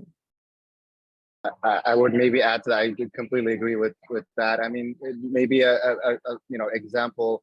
If I'm opening, if you're sending me a model for me to review, and I go to the inputs that or your assumptions for the underpinning the model, and ask you this question: hey, why did you assume for the operating cost? Why did you assume this number versus that number? And if you have not thought about that at all, and your answer is, well, I don't know, it just seemed like the right number, probably you did not put the right amount of attention to detail yet. So it should be everything, every number that goes into it, because garbage in, garbage out, right? So you need to put the right numbers in for the right numbers to come out. So it is, I would say, triple, quadruple check. So that's why also someone who has a little bit OCD tendencies, maybe a little bit paranoid tendencies, tend to do well in this job, because if you are triple, quadruple checking everything before you send to someone else, it could be your boss, it could be the client, it could be the investor, and you're having the right attitude for this type of, and I'm not promoting any type of paranoia, but like that's the attitude you need to have towards your work product in order for something to be 100% correct. Thanks, Goxie. Yeah, I think that makes a lot of sense. If I may add, actually, I would say that it may be also a double-edged sword, to the extent I've seen people getting too bogged down in the details, like getting too kind of deep, and kind of then you're just not making progress, right? You do have deadlines, and you kind of like over time, that's a part of expertise that you develop. Where do you really need to pay close attention to what's going on, and where you can just say, okay, let's just let it go and kind of move on from the issue, right? So it's not, I think what we're saying, it's not like everything everywhere you have to just pay to every detail, but more like understanding the important parts where that attention is required. That makes sense. Yeah. Thanks, Anna. I guess, with that, we are at 11:29. We had, I guess I'll, Marissa, Goxiana, I'll give it to you for any sort of closing remarks. If there's anything you want to say to the audience, you want to maybe talk about job hirings at any of your firms, I guess I'll give it to you three for remarks here.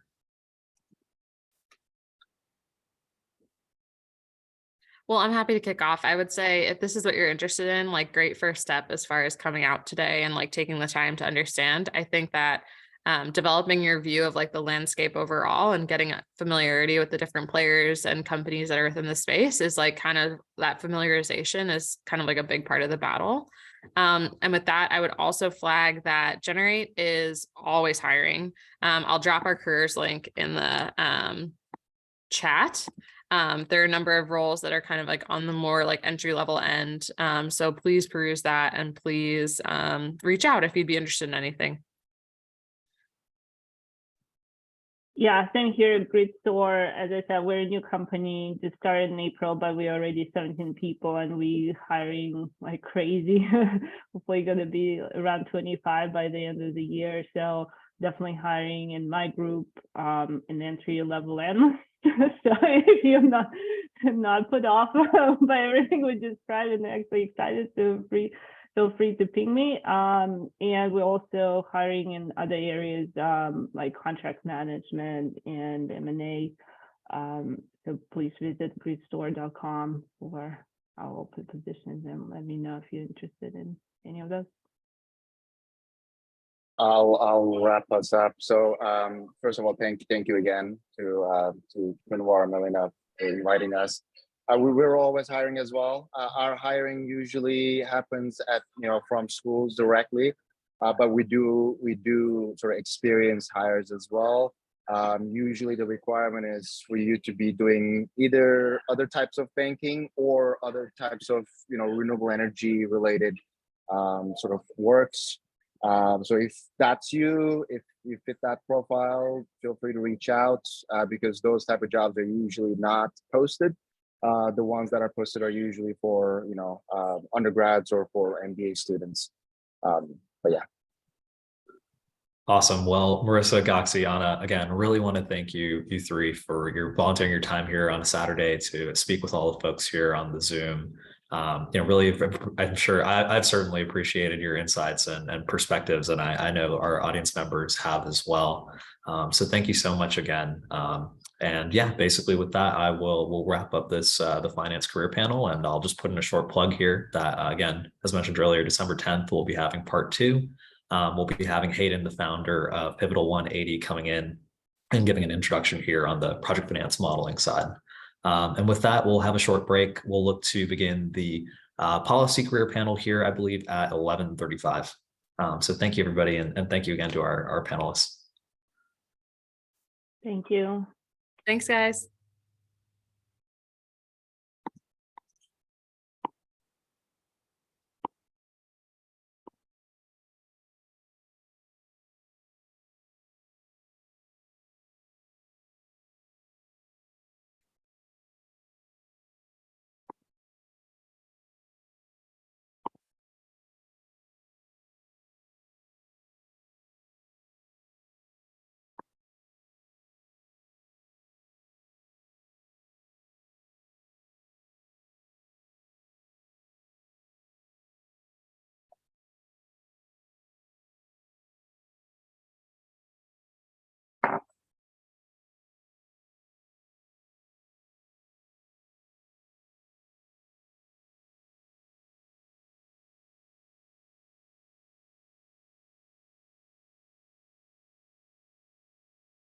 Great. Thanks, Melina and Kunwar. Hi, everyone. It's great to meet you all. My name is Rena Birch-Fram.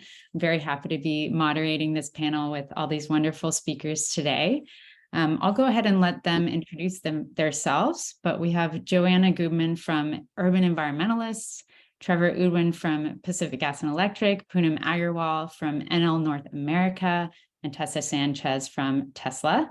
So maybe I'll hand it off to Joanna if you want to introduce yourself, give a little background, and yeah, take it away. Sure. I'll just briefly say my name and where I'm currently at.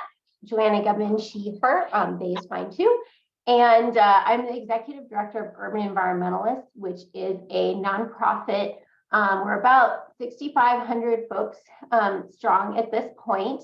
And we do grassroots advocacy to transform cities and towns into more sustainable, just, and human-centered communities through land use policy reform, which often includes like housing and transportation and bike infrastructure. And in my free time, I am also on the board of the San Francisco Bicycle Coalition.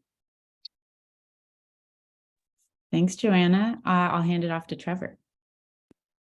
Thanks, Rena, and thank you for the invite. Great to be here with you guys today. You're already showing great initiative to be here on a Saturday on a 3-day weekend, so you can pat yourself on the back. My name is Trevor Udwin. I work at Pacific Gas and Electric. I've been there for about 2.5 years, and I work in energy policy, mostly focusing on behind the meter policy, but also working on some of the other policy issues such as our nuclear power plant and some grid-related policy issues. Before that, I was a developer for solar and wind in Latin America. And before that, I worked in energy efficiency and in mining in Latin America. So very excited to be here today and looking forward to our talk. Thank you. Thanks, Trevor. Poonam? Thanks, Rena. I'm excited to be here. Hi, everyone. I'm Poonam Agrawal. I'm with NL North America. It's a subsidiary of the NL Group based in Rome. We're a large energy company, and in North America, we have renewable energy generation, electric vehicle charging infrastructure, demand response, and distributed solar and storage. I lead Western Regulatory Affairs. And prior to NL, I was in a community choice entity in California, and I have a background working with the federal government at the DOE and the California Public Utilities Commission, and my background is in engineering and policy. Thanks, Poonam. That leaves you, Tessa. Hi, morning, everyone. My name's Tessa Sanchez. I'm a senior policy advisor at Tesla.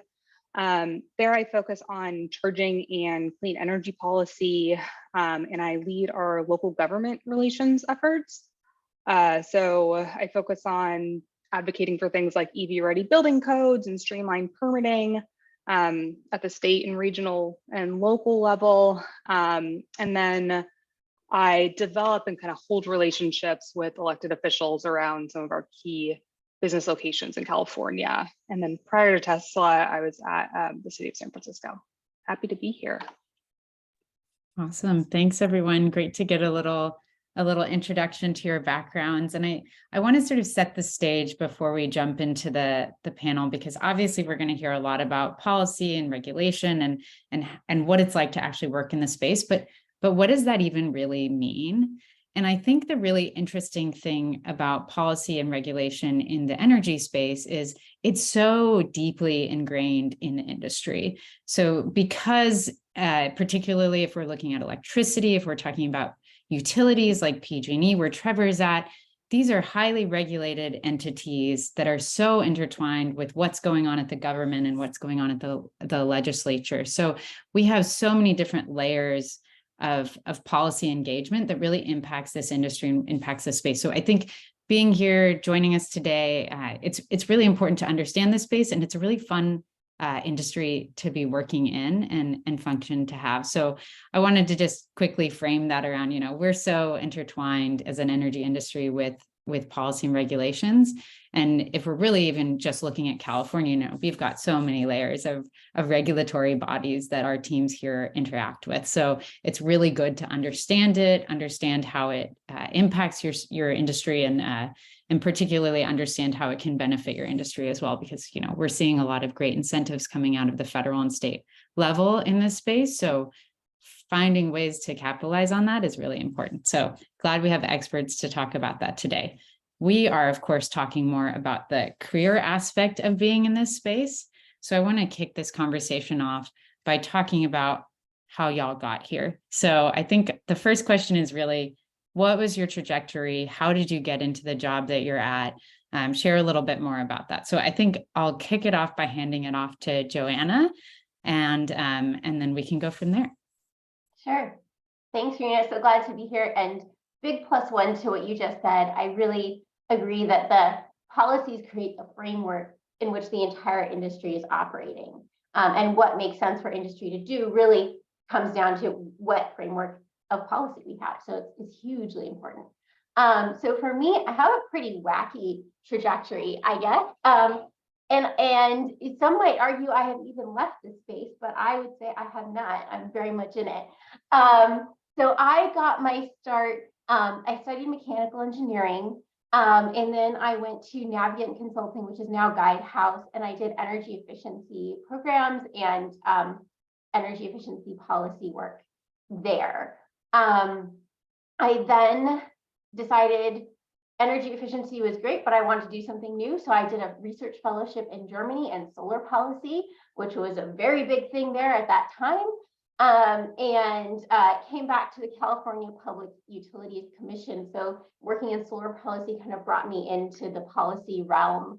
And I worked on a variety of things at the commission for a number of years. I was an analyst, a supervisor of a team, advisor to 3 commissioners, and finally a judge, working on all manner of programs and policies there. And then while I was there, I went back to Germany 2 times, and I did research fellowships in transportation electrification and e-scooter policy, which I would argue is also a kind of energy policy. And then finally last year, I left the commission and became executive director of the nonprofit that I'm at now, Urban Environmentalists, which is actually a part of YIMBY Action, an umbrella organization of grassroots pro-housing advocacy. So my trajectory, I think, has really been, I started in engineering in this really technical space, and I wanted to see where is not enough happening where I can try to make the biggest difference. And so I felt like our technical problems are huge, but I would rather be more in the policy realm that creates the framework for those technical situations. And then once I was there, I think I was interested more in renewables because we had done energy efficiency for longer, and renewables was pretty new at that time. And then after that, transportation electrification was really budding. And then after that, I thought, oh, land use is really neglected. I want to focus on land use. So that's where I'm at now. I love that you're exploring the holistic industry, looking at all the different issues that you want to tackle and going after and solving them. That's really wonderful to hear. Thanks, Joanna. Anyone else? I'd love to hear more about how you got here. Yeah, I've got a couple of thoughts, Rena. And Joanna, it's funny, we often are talking about electric and energy policy, and somehow we always end up talking about land use. So incredibly important. And Rena, to second what you were saying about policy in general. So Rena and I went to the same grad school at different times. Unfortunately, I'm much older than her. So, but I had a great professor there, Dr. Varun Rai, who would always say that it's not that big companies don't like regulation, it's that they love regulation that helps them. So, we have to think about who's behind the policies and what they stand to gain from them. And that's something that really, as you get into the policy space, I think you start to finesse your ability to understand kind of some of the pieces and how they fit together.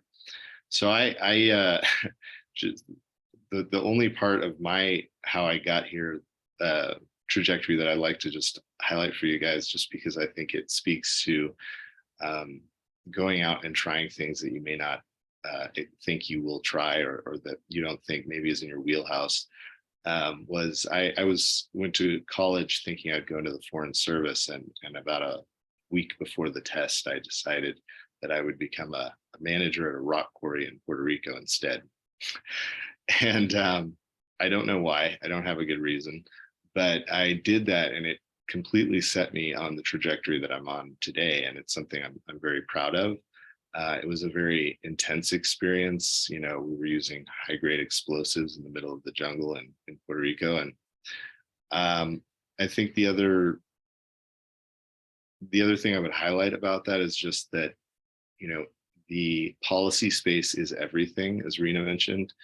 And I think if you haven't already, it's great to have a chance to go kind of quote unquote get your hands dirty, in that, have some experience on the ground in the areas that you might be interested in working in policy. So, in this case, mining, which is a very energy intensive and often environmentally unsound process, being able to work in some of the biggest gold mines in the world really informed my worldview about just how policy can affect how we consume on the demand side and how we supply on the production side.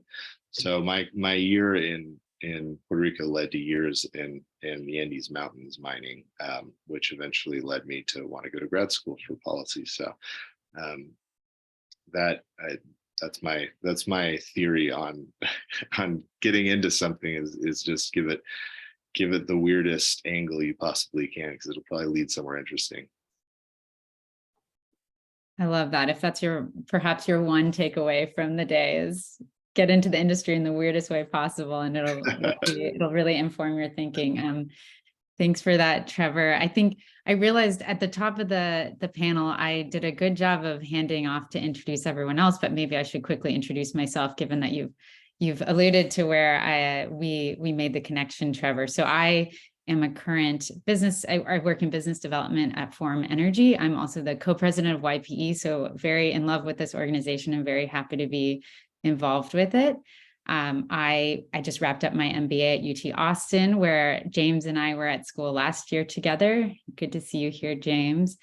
And before that, I was in philanthropy in San Francisco in the clean energy space at Energy Foundation. So working with a lot of really wonderful nonprofits and helping them help, policy shift towards more clean and more environmental approaches to the energy economy. So really happy to share a little bit there. I want to talk more about what pulled each of you into this space. So I think a lot of us have interesting stories, like Trevor was just saying, working in mining opened him up to this understanding of what happens in these industries and wanting to do something about that. So maybe I'll hand it off to Poonam if you want to share a little bit more about what drew you to be in this space.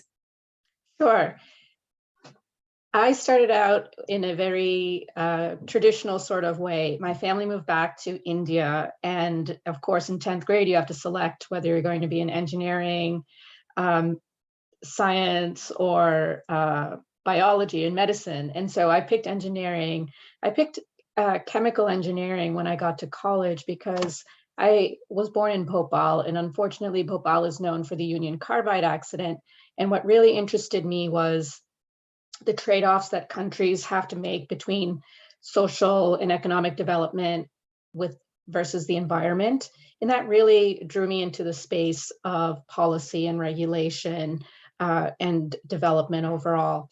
And so when I got to college, I wanted to add the aspect of international relations and really focus on energy and environment. And when I took my first job, I was interested in going to the Environmental Protection Agency, but the US Environmental Protection Agency, but they weren't hiring. And so often your choices are limited by what's happening in the environment around you and what's available. But I did have a few offers, and rather than go into something specific engineering related, I decided to be a generalist and go into consulting, which brought me into looking at different markets, energy markets internationally, doing technology assessments, market assessments, and so on, and developing my analytical skills, writing skills, et cetera. After I went to grad school, though, I decided I wanted to go into the government and work specifically on policy and what technologies we were focusing on and spending R&D dollars on, and ended up working at the Department of Energy in DC on microgrid R&D, microgrid research and development, and then electricity transmission policy. And one thing I will share is that after I left DOE, which is a large organization, I went to a small startup because I wanted to look at something different and see how the rest of the industry worked. I was in this bubble at DOE with a very specific type of thinking and approach to energy development, commercialization, and so on.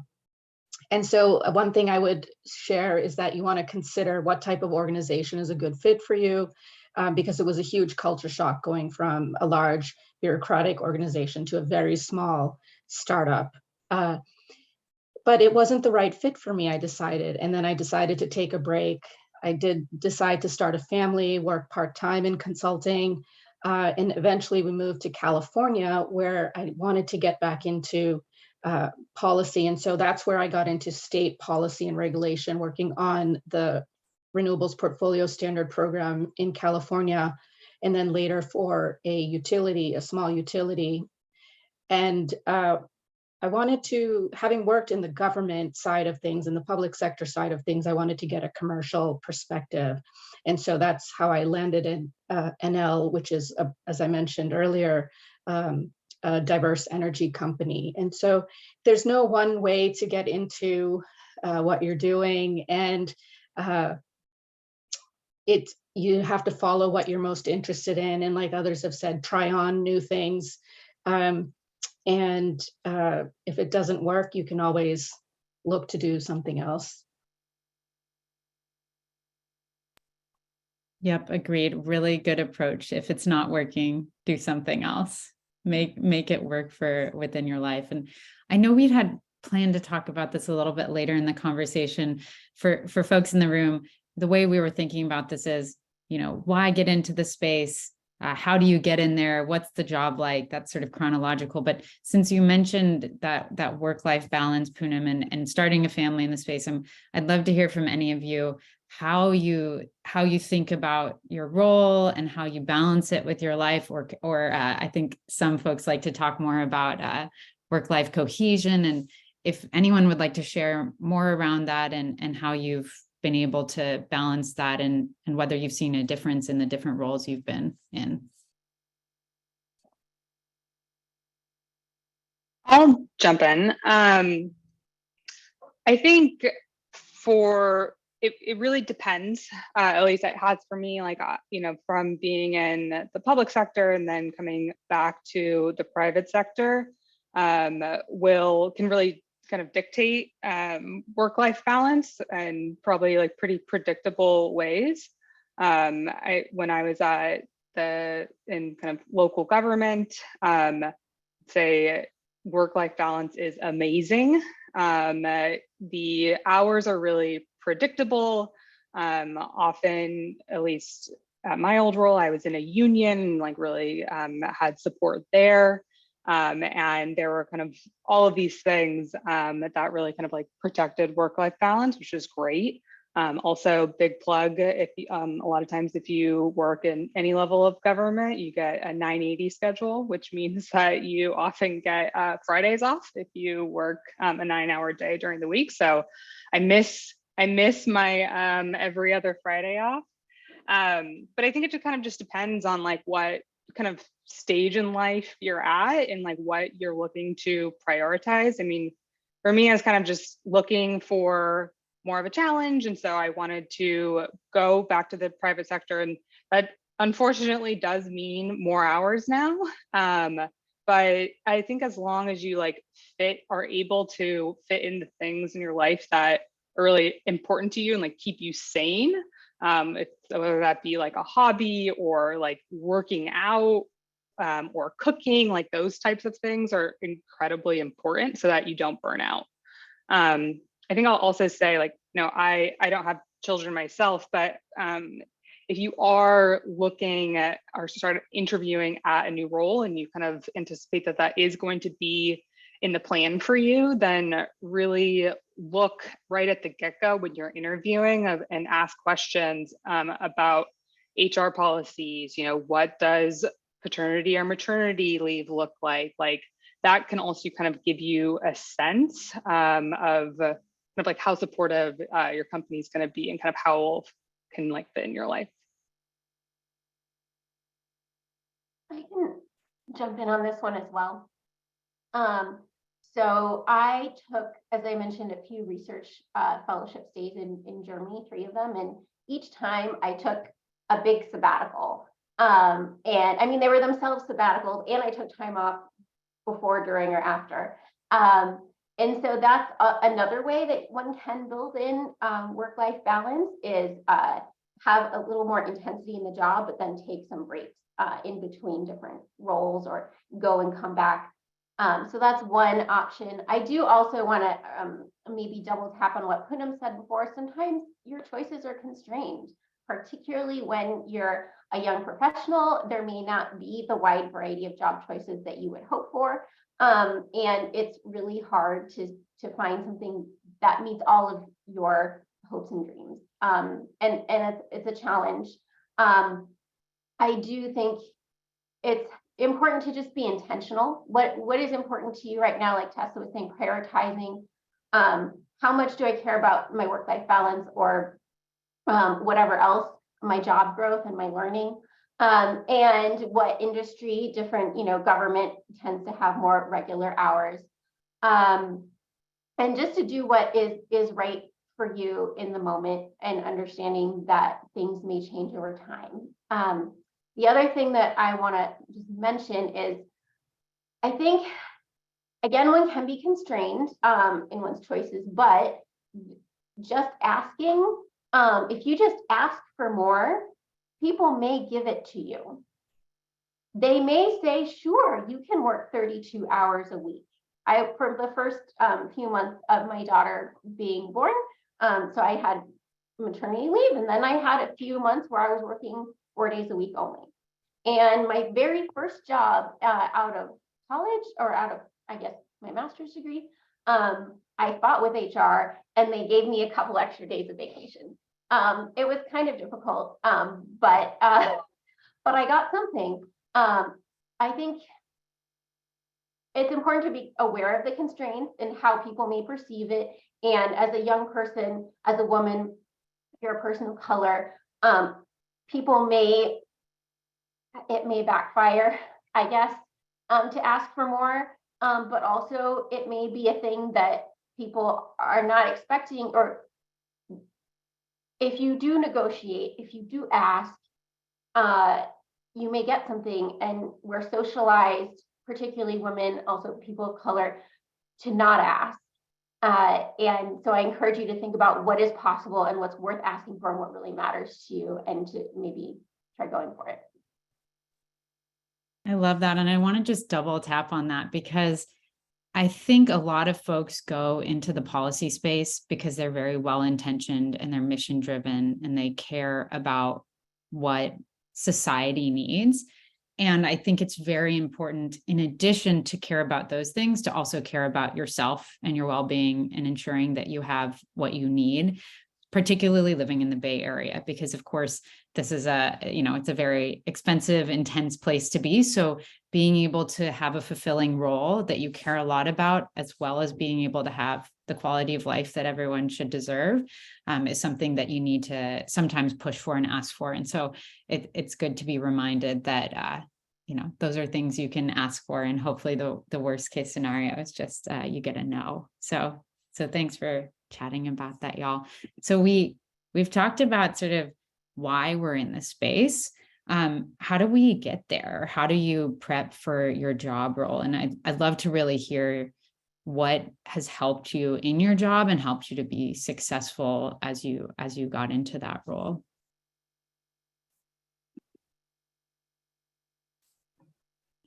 I can start. Great. I would say, in terms of specific practical skills, it's one thing that's helped me is identifying the roles that I'm interested in. And for example, taking 3 job descriptions that I'm interested in, looking at what skills and experience are desirable, and comparing that to what you have to offer. And then revising your resume accordingly, and having someone else take a look at that resume and give their feedback. You could also even work with resume writing companies that will help polish your resumes. That I found to be very successful, as well as building your network, letting people know that you are looking for a job. And not just looking for a job, but describing what you're looking for and what skills and expertise you bring to that role so that they can keep an eye out for you as well. So you definitely want to leverage that network and get involved with organizations like YPE and others. And there's different sources on websites. Like there was an article this week on Canary Media on how to get into climate tech. There's other websites like Energy Portal to look for jobs, or Energy Central, and so on. And so I think that is really a great way to look for jobs. And then, you know, the websites like LinkedIn, Indeed. But often, I think someone mentioned it previously, not all the jobs are posted. And so you really hear through your network what jobs are being offered. And it's great when your network can work for you and let you know when there's a job opportunity coming out. And I've definitely experienced this. When you're interviewing for a company, your hiring manager is going to ask around and in their network to see if anyone knows you and what you're like to work with. So you definitely want to have those established connections and people who can vouch for you.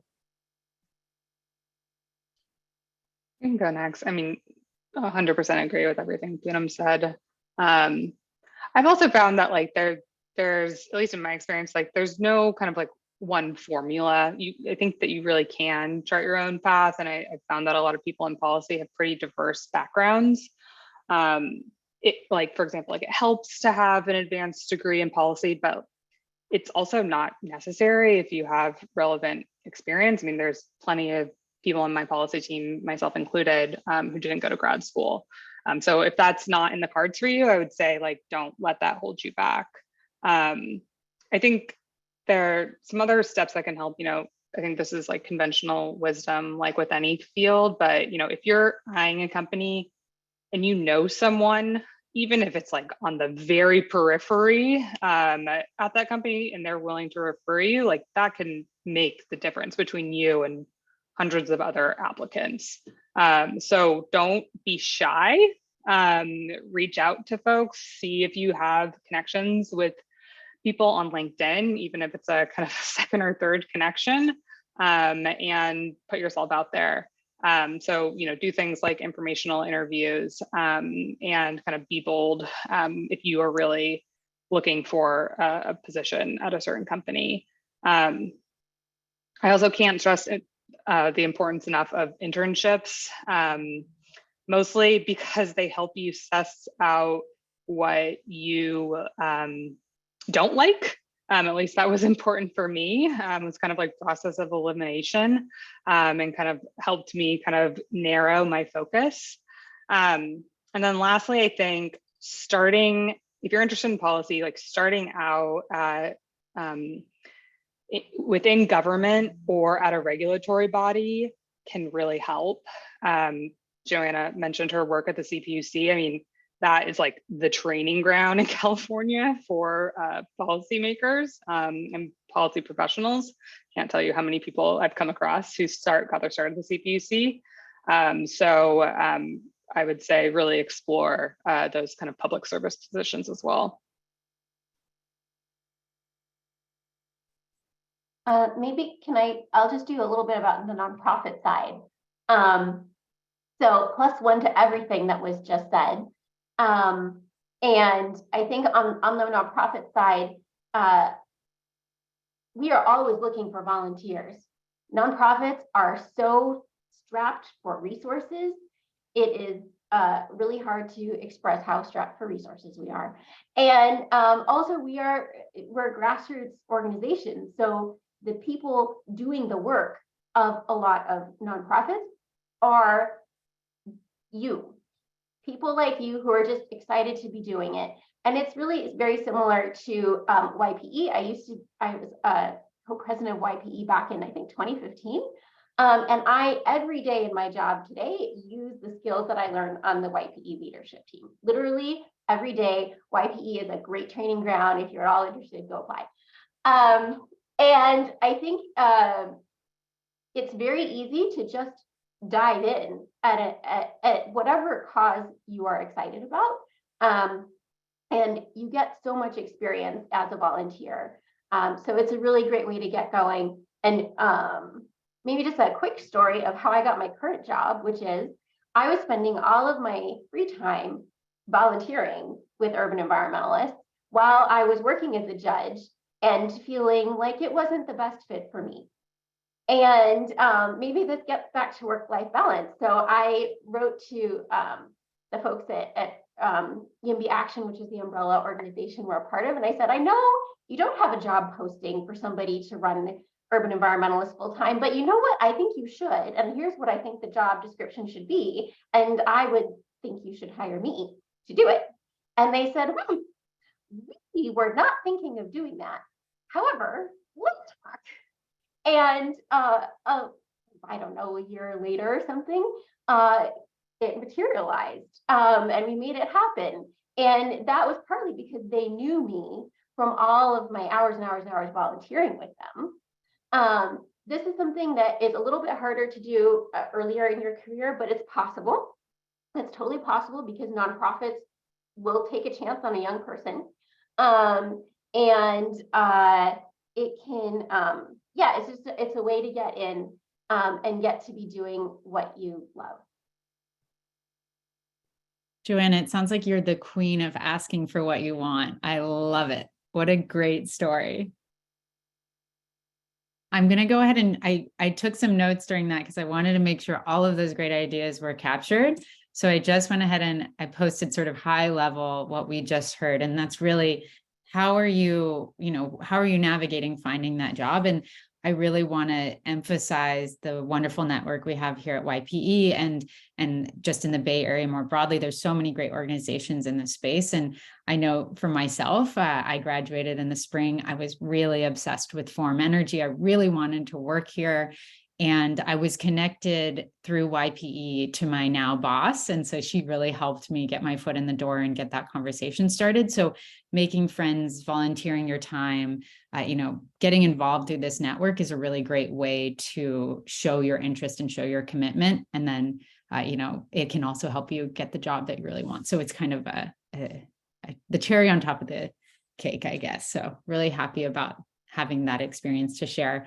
So we've talked about sort of the skills and the development, and I know we touched a little bit on the job hunt. And Joanna, you shared that really unique story, and I'd love to hear from others how you got into your role, what strategies you recommend to get through that recruiting and hiring process successfully.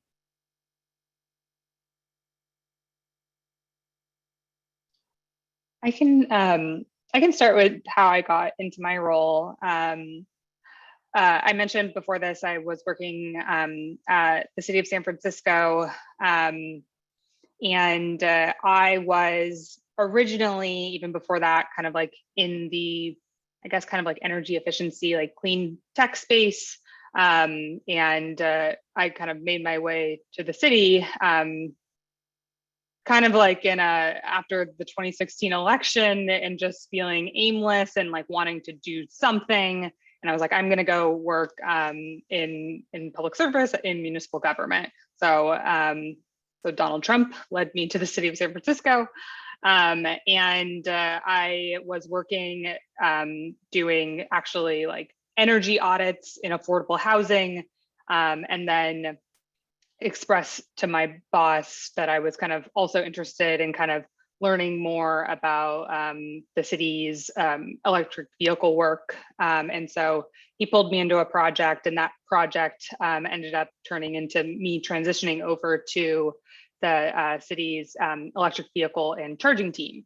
And just got really interested in the work that the city was doing, and worked on our EV blueprint and kind of roadmap for how the city was going to help electrify transportation, set some of those goals and strategies, and kind of working with other departments.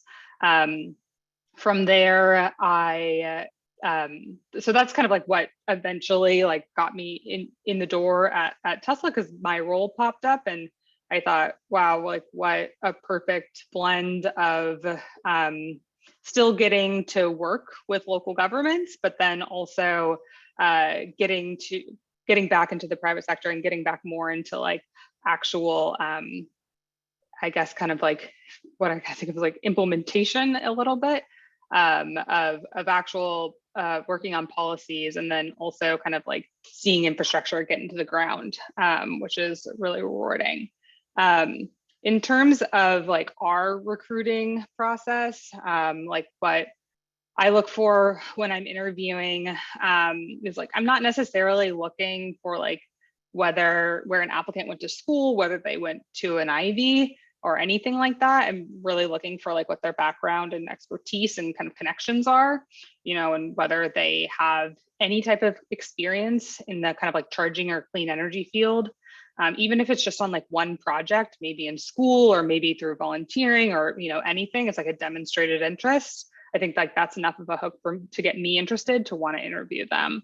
And also like actually having that demonstrated interest in policy itself. It could be research, it could be experience in the regulatory space, working with elected officials in some manner, also kind of makes folks stand out on a resume. I just wanted to add, I think that's really good advice.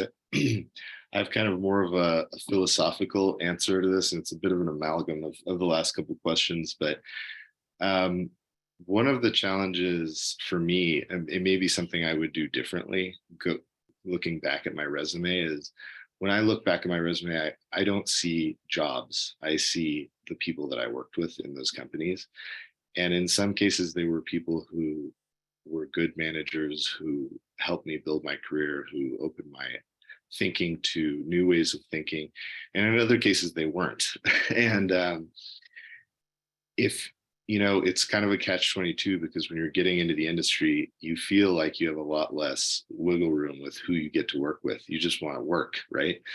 But I would, if I could just impart this bit of advice, is that I think it shows great resolve on behalf of the candidate if they're interviewing their boss as well, and they're asking questions and they're calling people who might work there and really do it. So I think it looks good, and also I think it's incredibly valuable to you, because even though right now it feels like it might be so hard to get a job, getting a job and working with people that maybe you don't jibe with, or you don't have the same philosophical views, or just as far as how work and work-life balance, all the things we've talked about today, it probably won't be a great experience. And so, I look back and I see those places where I had great mentors. And of course, people move on and change. There's no guarantee here, but I think it's really valuable to try to work with people that can boost you and help you, and who like to think about things in fun and interesting ways. So it's hard to do. I hope I'm not trying to make it sound easy, and I think I didn't do it great a lot of times, but it's worthwhile. Thanks, Trevor. And I think that really leads into the next piece that I wanted to talk about is, the hiring process, the recruiting process is difficult across the board, but we also know that there's discrimination in hiring processes. It can be difficult for different groups and minorities to get into the space, and it's still predominantly men in the energy sector, even though I feel like in this community I am surrounded and supported by a lot of women. We don't necessarily see that when we walk into meetings. So I'd love to hear from the speakers, ways to navigate this industry, the hiring process, how you think about discrimination, how you combat it. It's a really important piece that I want to make sure we don't miss. I can start. I've been really fortunate in my career at all levels, from college, grad school, to the various jobs that I've had, that I've been supported by all of my peers, all of my bosses and coworkers.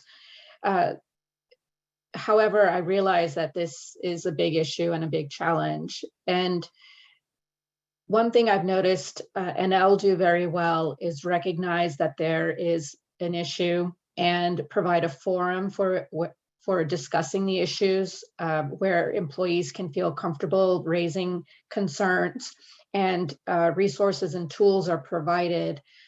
For example, we have an employee resource group, cultural employee resource group that focuses on bias in the workplace or bias in interviewing, and providing resources on how to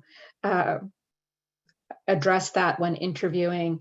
And I think one simple thing that companies and organizations do in that is that they have a panel interview where you have a scoring rubric. And so that to some extent takes away some bias, but it's not completely perfect. And so we're still looking at ways to remove that in the workplace.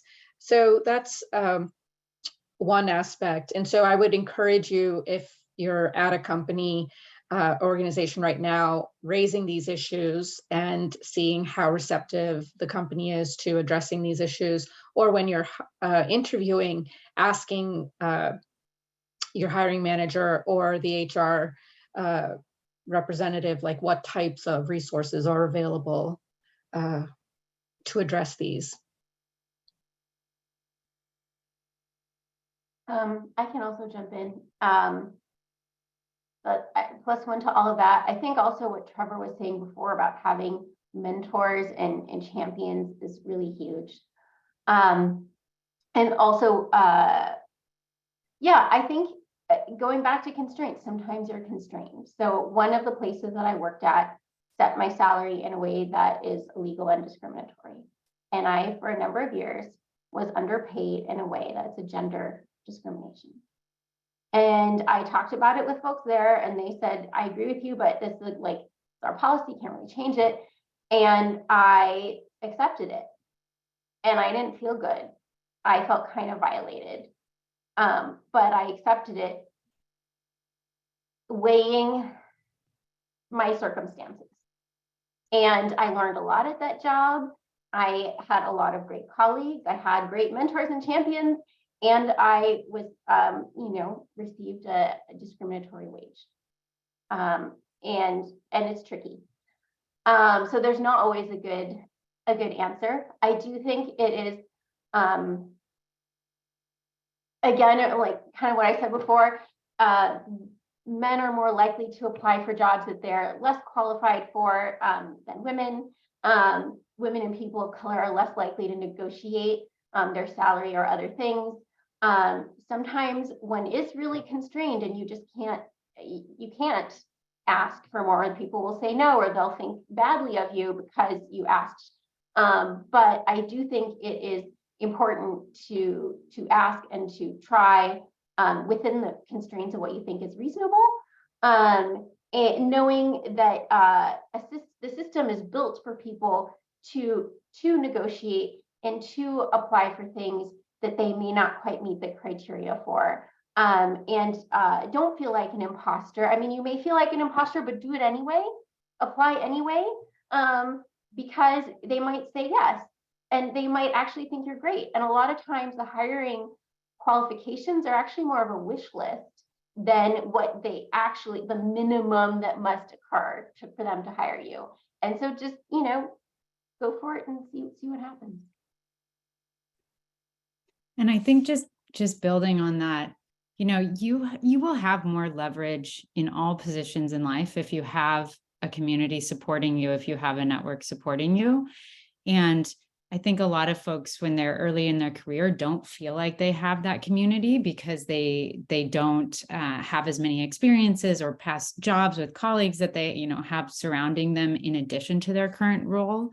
So coming to something like this, going to other events, getting to know folks and building that community will really support you when maybe you have an inkling that you do think that there's discriminatory pay happening, or where you have a boss that really isn't supporting you and you need to move into a different role, having folks that can support you and help you recognize those things and bounce ideas off of is really important. So I want you to lean into this. I want to flag a few events before we jump into the lightning round that can help you with that are run by YP. And of course, we're not the only organization here in the Bay hosting these sort of events.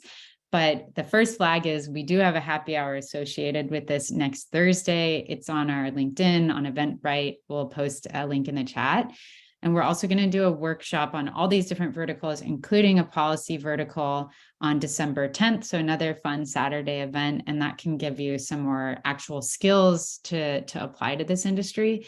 And we have a mentorship program. So the mentorship program will kick off, Kunwar, correct me if I'm wrong, usually around February. I think we're looking for applicants for mentees and mentors. Is that right? Yeah, that's right. So we'll be soliciting applications here towards the later part of Q1 with an initiative to kick it off, basically beginning of Q2. Awesome. Thanks so much. So if you want to get involved in that, we'd love to hear from you. That's just a couple of the things, but of course, check out the different groups in the Bay, like Women in Clean Tech and Sustainability, and you know, there's a lot of great organizations. So I don't want to, I can make a list and send it out later. But for the lightning round, I'd love to hand it off to each of you to talk about what are some really great resources that you use maybe day to day in your function, publications, conferences that you've attended. I know for myself, I love Utility Dive. It's like the one subscription I actually read every single day because it's short enough and that works for me. But I think I'll pass it to Tessa to share a few tips there. Utility Dive is great. Canary, which I think was also mentioned, is another one. I love City Lab is another, I think it's now owned by Bloomberg. Fast Company, I think always is kind of covering interesting kind of like newer companies, particularly in like the clean energy space. And also when I was doing, when I've done job searches, I personally, like I always will have like a spreadsheet and then I'll kind of like list out like, oh, all these companies that are doing like interesting things. And one way that I found kind of like looking for companies that I thought were doing like more experimental, interesting things that are maybe newer is if you kind of like look at what companies are being invested in like kind of like more early stage companies. So like I would look at like breakthrough energy ventures, like those types of things. So not necessarily a publication, but more for job applications. I don't want to brag, but Form Energy has been doing fairly well in the funding rounds lately, but we're really doing a lot of cool stuff. So Trevor, go ahead. I was on mute there. I was typing something. To the group, I just wanted to highlight we have some jobs coming out, so keep on the lookout. But the question was kind of how I go about or what recommendations there are for looking for job positions. Looking for job positions, or just, you know, what do you read regularly, or what events do you like going to? Like what helps you do well in your job? Yeah, great question. You know, it's interesting. My last job, I was traveling to conferences all the time, and it was before this little thing called COVID, so you could actually see humans on a regular basis. And then COVID hit, and I switched jobs to a much more California PG&E territory centric job. But so it's been a recent learning experience for me as well. How to build a community in somewhere I've never worked before, which is the Bay Area. And I mean, Rena, your advice is 100% spot on. Go to as many events as possible. But since that was very difficult to do, I started reaching out to people on LinkedIn and asking for coffees over Zoom or whatever your preferred internet meetup location is. And I met a lot of people that way. And we've actually gotten to get real beers. Well, the beers were always real, just the interaction became more real. And so that's something I like to do. As far as reading, yeah, just read as much as you can. Utility Dive is great. but I read everything from local newspapers to, New York Times has been doing a lot of pieces on California energy policy. We're leading the way in a lot of areas, and we're not doing so great in other areas. So it's interesting to see how they perceive this, and I think I'm way over my time for lightning round. So that's what I do. All good. And Trevor, I think you did reach out to me on LinkedIn. Is that how we're I think friends? so, yeah. There's a perfect example right there. I love that. And for transparency, Tessa and I know each other because I creeped on her PowerPoint on a flight and struck up a conversation since she had a duck curve on the screen. So there's a lot of great ways to meet folks in the industry, and turns out we're all neighbors. Poonam, do you want to answer for the lightning round? Sure, I agree with everything that's been said so far. And one other thing that I would add, since my work is very regulatory focused, I will look at newsletters and publications from the different public utility commissions. And since I work in markets, I'll look at RTO Insider and different publications that are coming out from the regional transmission organizations, like CAISO, California Independent System Operator, and so on. And then just a quick plug for those who are looking for resources in interviewing. I found that LinkedIn and Indeed have really good sample questions and answers for interviews for the various rounds. Those have been really helpful. And so I will leave it at that. All right, is it my turn? Okay, so let's see. I think the main thing is if you're interested in working at a nonprofit, just going and getting involved in a nonprofit that's in the area of your interest is the best. We at Urban Environmentalists are at urbanenvironmentalist.org/join. We have a really easy free volunteer membership, and that comes with a Slack channel or a Slack workspace, with a jobs channel and an environment channel and mobility channel and a whole bunch of other channels. And so I get a ton of my news just because the volunteers in our organization bring it all to our online community. And there are various other online communities that are out there depending on your interest, but that's ours. We also have a Twitter feed and a newsletter. So you can definitely follow us to stay up on land use related issues. And I think maybe I'll also drop into the chat one of my favorite, or maybe Rena can, one of my favorite just resources to share with people about like, why is it that land use is an energy issue? And it's looking at the greenhouse gas near-term saving potential till 2030. And it shows how urban infill, which is building more housing, and VMT reduction, which means driving less, are hugely impactful measures to reduce our greenhouse gas emissions. So it's just a great resource that I enjoy. You could say I enjoy reading it.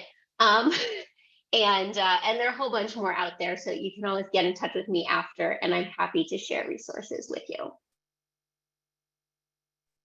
Wonderful, wonderful, wonderful list of things. Joanna, I think I dropped the right link in there. Awesome.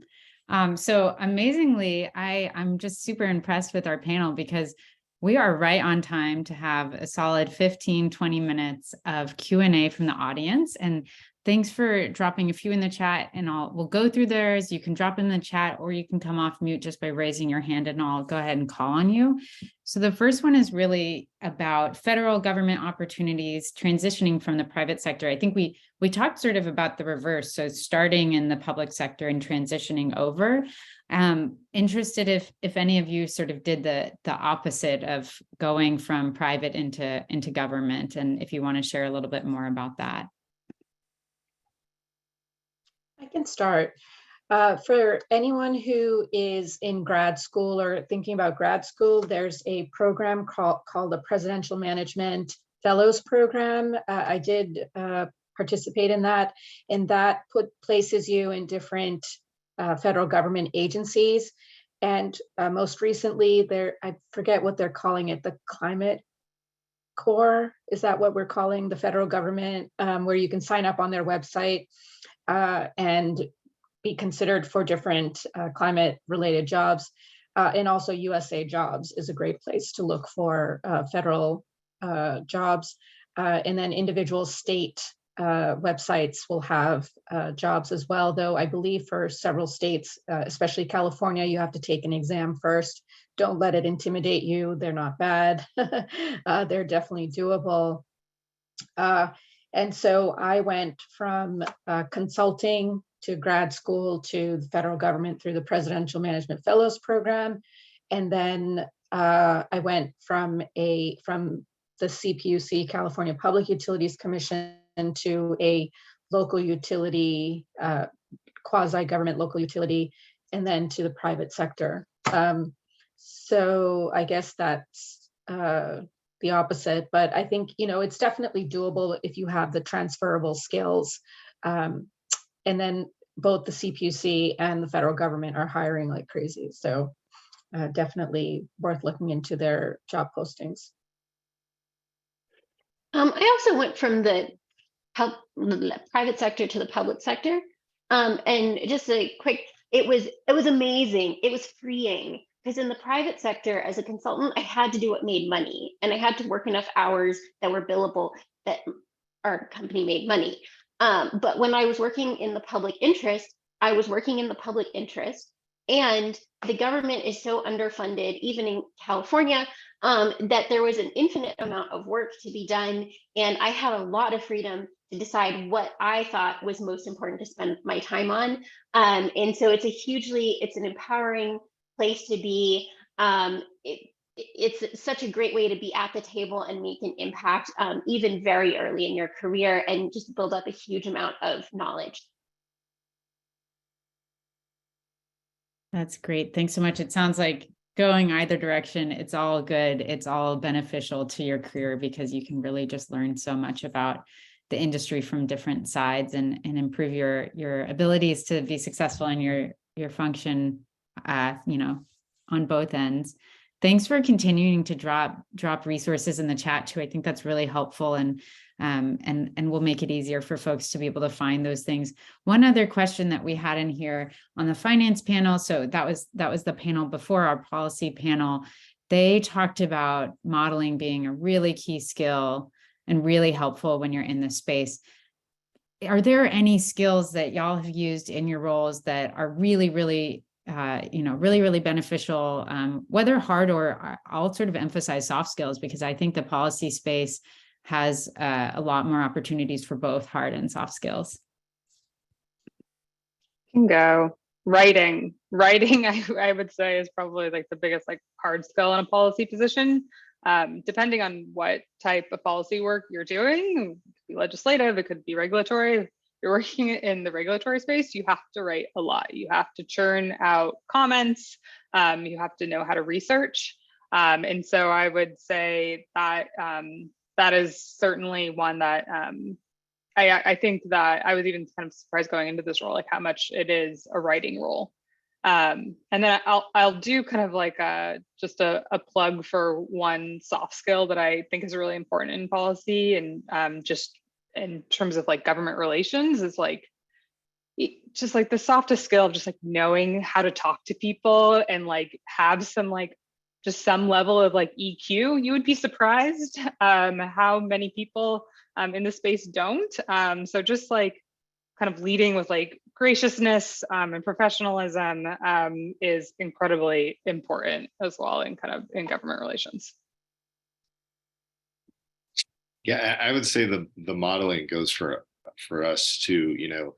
I know a lot of folks who get into policy maybe don't tend to be as math or finance background based, but you really don't need to be. I think just being able to be proficient with Excel and being able to tell a story with numbers, and we're not talking about calculus here. We're just showing numbers in a way and being able to crunch some numbers in a way that tells a story and that makes the point you already want to make. So I highly recommend being proficient in those areas. And then of course the writing piece is the ultimate, way of communicating, right? But I mean, that goes just any kind of data visualization. just practicing. I know we always roll our eyes with PowerPoints, but really it's roll your eyes about bad PowerPoints. Like there are good PowerPoints where one slide can convey the information that maybe another PowerPoint would have 20 slides, and so being able to get good at that and getting your point across in an effective and concise way is incredibly valuable, and it just takes practice. I want to just underscore what Tessa said about writing and what Trevor said about synthesizing information and presenting it effectively. That's really critical, as well as taking in large amounts of information, whether it's comments or reports or data, and being able to synthesize it into your major takeaways and being able to identify what's most relevant and most impactful is really key. Agreed. We have so much data in this space and so much information. We really need to be able to parse through and know what matters most. So that's a huge skill that is really sought after. So thanks for that, everyone. We have a little bit more time. So if you want to drop a question in the chat or just raise your hand, I'm very happy to take questions from the audience. This is a really great, friendly crew of folks. So don't be shy.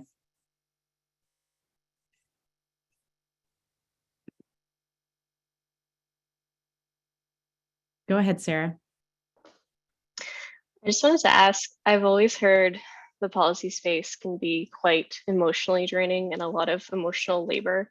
I'm wondering how your experience has been, and do you find that the work you're doing validates yourself so much that that kind of toll comes off, or what's your experience has been like?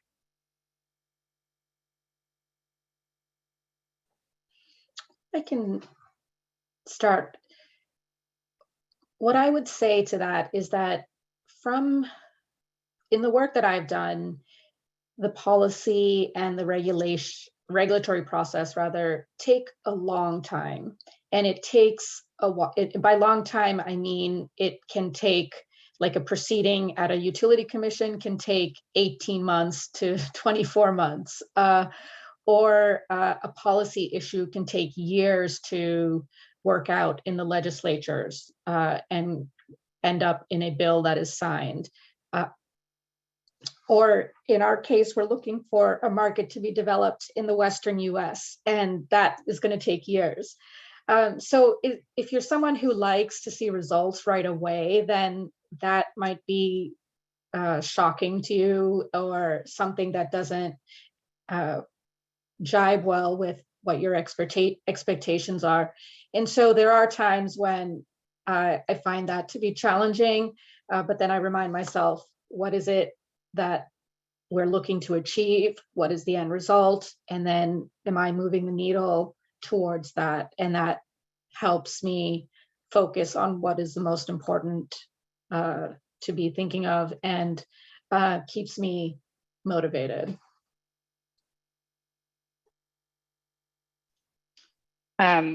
I can't agree more with that. You have to have a big well of patience to, I think, be in this work. It can be a slog sometimes, for sure. I think I'll also say that they're kind of speaking to the emotional labor of it. Sometimes it can be quite high pressure and quite fast pace, and that, at least in my experience, has taught me to be very resilient.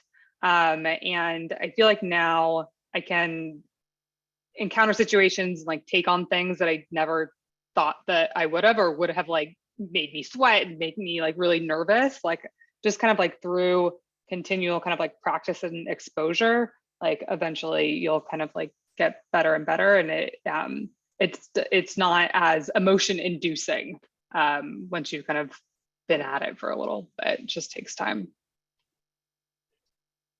Being in, well, when I was at the Public Utilities Commission, I did not find it emotionally draining. I mostly found it empowering.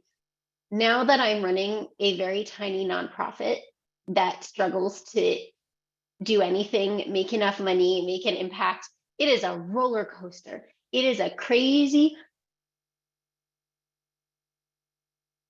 Oh, Joanna, we lost your audio. But we did get through, it's a roller coaster.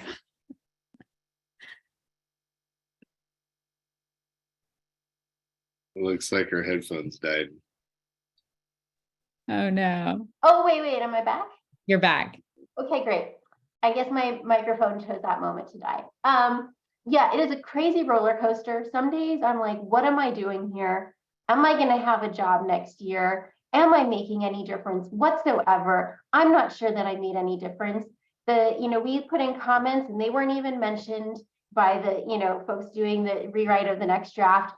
What am I doing? And then other days I'm like, wow, we did this and we did that. It's amazing. And like, if we weren't here, nobody would be doing this work. It's very tough. And the average nonprofit ED lasts, I think, 5 years in that role. And I think back to maybe what Poonam was saying for it, you have to have an internal, or maybe Tessa, internal well of something. And maybe some amount of that's what's going on outside, and I have some trust and faith in myself, and I see myself as a complete person who is separate or who is more than just my job. But it's for real. I'm also going to drop a link to some a blog about nonprofit life, which talks a lot about the emotional labor and inequities around nonprofits. So it's a read full of interesting rants. That gets really close to some conversations we've actually had with the YPE events committee and events we've thought about planning, specifically focused on like the emotional toll of working in the clean energy and the decarbonization space and the anxieties a lot of folks have around the existential threat of climate change, and being able to balance that stress with having impact and having meaning and not letting it overtake everything that you're working on. So I think that's very closely tied to pretty much any role. As there's going to be levels of stress, but can you balance it? Can you manage it? And can you find the folks around you that can support you so that it's not it doesn't overtake you? So really, thanks so much for that question, Sarah. We have a few more minutes, so if there are any other questions, otherwise we can wrap up a little bit early and give some space for the next panel. All right, well, seeing no hands, I want to thank everyone so much for being on the panel today. You heard from me earlier that I love YPE, I love this community, and I love that y'all were happy to come in today and talk more about your experience and share more. I'd also like to plug the next panel that's coming up. It'll start at 1:20, and that panel is focused on project and business development, another space that's near and dear to me now that I'm working in that, having formerly been in the policy space. Another plug for those events that are coming up. So that on Thursday, there's an in-person happy hour in San Francisco. Really, really cool venue. It's at a law firm, so K&L Gates, go ahead and check it out. I believe we have some promo codes for folks that attended this event that we can share out. And then the workshop coming up on December 10th. And I see Igor came into the room. So Igor, if you don't mind sharing a little bit about what that workshop is going to look like. Hi. So speaking of things taking a long time in this space, it is going to be similar to a workshop that we did last year, which is still relevant. In fact, it's probably more relevant now than ever before. You will be simulating a current current decision that is being proposed at the CPUC. If you want to brush up, it's called Net Energy Metering 3.0. and you will be getting a sense of all the different perspectives, why this is sometimes billed in the industry as the mother of all decisions, why it has been so political. So you will actually have a chance to role play, like study up and then role play, and provide all the different perspectives there are. Buckle up. It's going to be a wild ride. We will see you next month, and that will probably be shortly before there is a conclusion to this years-long proceeding. And shout out to all the panelists. It's good to see you, Tessa, and others that are here. Thanks, Igor. And again, thanks to our speakers. We'll wrap up for now, but I know I'll stay on a little bit if there are any last minute questions about YPE or anything else you'd like to chat about. Thanks, everyone. Thank you, everyone. So yeah, we'll be Thanks, back at Bill. 1:20 p.m. From our lunch break. So for the project development and business development career panel session. So we'll see you all shortly. Yep, see you all soon. I want to remind everyone it's recorded. Hi, everyone. Thank you for joining us on a Saturday. We really appreciate your time, for the attendees, and as well as our speakers. We're excited to kick off our third and final career panel session for the Career Expo. So you've heard earlier today from, finance, from policy career panelists. So our third session is on project and business development. My name is Melina Acevedo. I'll be moderating this part of the event. So I'm a board member of Young Professionals in Energy SF Bay Area, where I've been leading our scholarship program for the last 2 years. Outside of YPE, I'm a project development manager at DE Shaw Renewable Investments. So we develop, own, operate utility scale solar projects in the US. And we're joined here with our 3 wonderful panelists. So we have Jessica Nyquist from Form Energy, Mitchell Taylor from Savion, and Nikhil Gargaya from Activate. So I'm excited to dive into, project and business development, learn more about, the importance of project development, whether that be solar, wind, batteries, and then also from the nonprofit side, hear from Nikhil on, partnerships, and also from Jessica on business development working at a manufacturer. So with that, I'll get started by, let's just go through a quick intro from the panelists. Just give a little intro about yourself, your current role and responsibilities. If we could get started with Nikhil, and then Jessica, and then Mitchell. Thanks, Melina. It's great to be here and talk a little bit about my work along with the other panelists here. So as Melina mentioned, I'm a senior partnerships manager at Activate. Activate is a nonprofit organization that runs a 2-year-long entrepreneurial fellowship for scientists and technical entrepreneurs. So we're very much at the beginning of that funnel. So supporting scientists as they spin out their breakthrough technologies. What I do day to day, a lot of it is focused on supporting our founders in terms of building a network and putting that network to work for them. So whether that's reaching out to large companies and industrial companies that are looking at corporate innovation and trying to plug in new ideas into the offerings that they're providing their customers, launching POCs with them, fundraising, things like that. I would say additionally, a lot of my work is also in building that network. It's talking to folks in the ecosystem across the innovation value chain. So on the academic side, what are professors looking at? Ahead of our company, sort of looking at the funding landscape and industrial partners and whatnot, trying to understand what are the ideas that they're thinking about and that they have on their plans going ahead, and engaging them, figuring out how they could be of use to our fellows, but just keeping an eye on how the space is developing, and then developing partnerships where it makes sense, where there's a longer term alignment with what Activate does in terms of supporting very early stage entrepreneurs, whether that is through various services the entrepreneurs can take advantage of, or plugging in various corporate innovation initiatives who want to take a look over our shoulder at what our teams are doing and support their work. Yeah, very excited to be here. I'll leave it at that. Great. Nice to meet you all. I'm Jessica Nyquist. Thanks for having me, Melina, and the YPE team. I work at Form Energy, which is a battery energy storage startup. So we're developing a new type of energy storage, which is multi-day, ultra long duration. So it's kind of a new hardware product in the space. The company, I would still say, is a startup. We're a little over 350 now.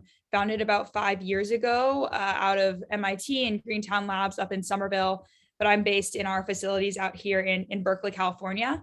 So at Form Energy, I work on the business development or commercial operations team.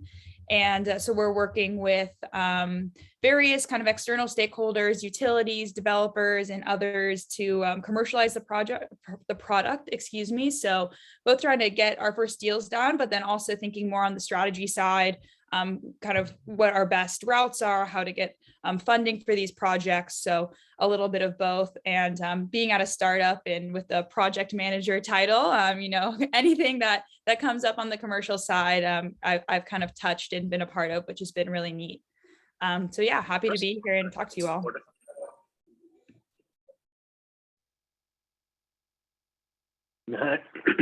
Hi, Mitchell Taylor. I'm a director of development at M&A for Savion. Savion is as about a year now, a Shell Group company.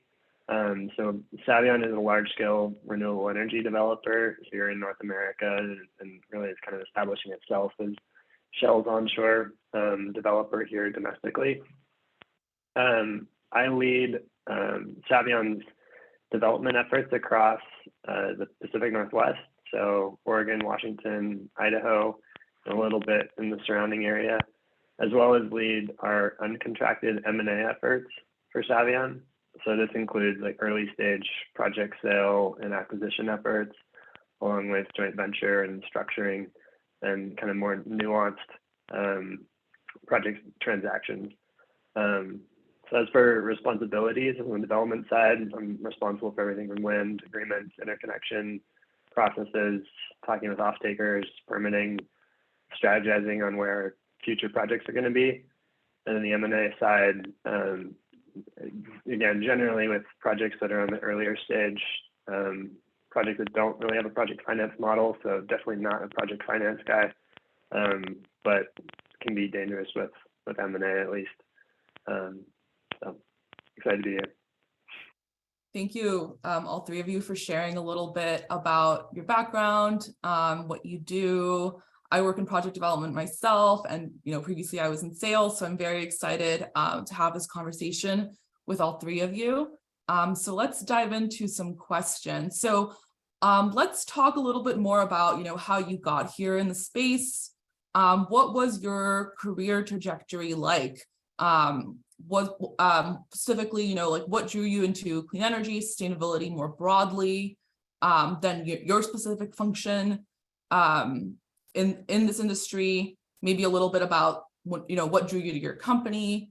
Was there an experience perhaps in college or later on in your career that really like sparked this interest or drive within you?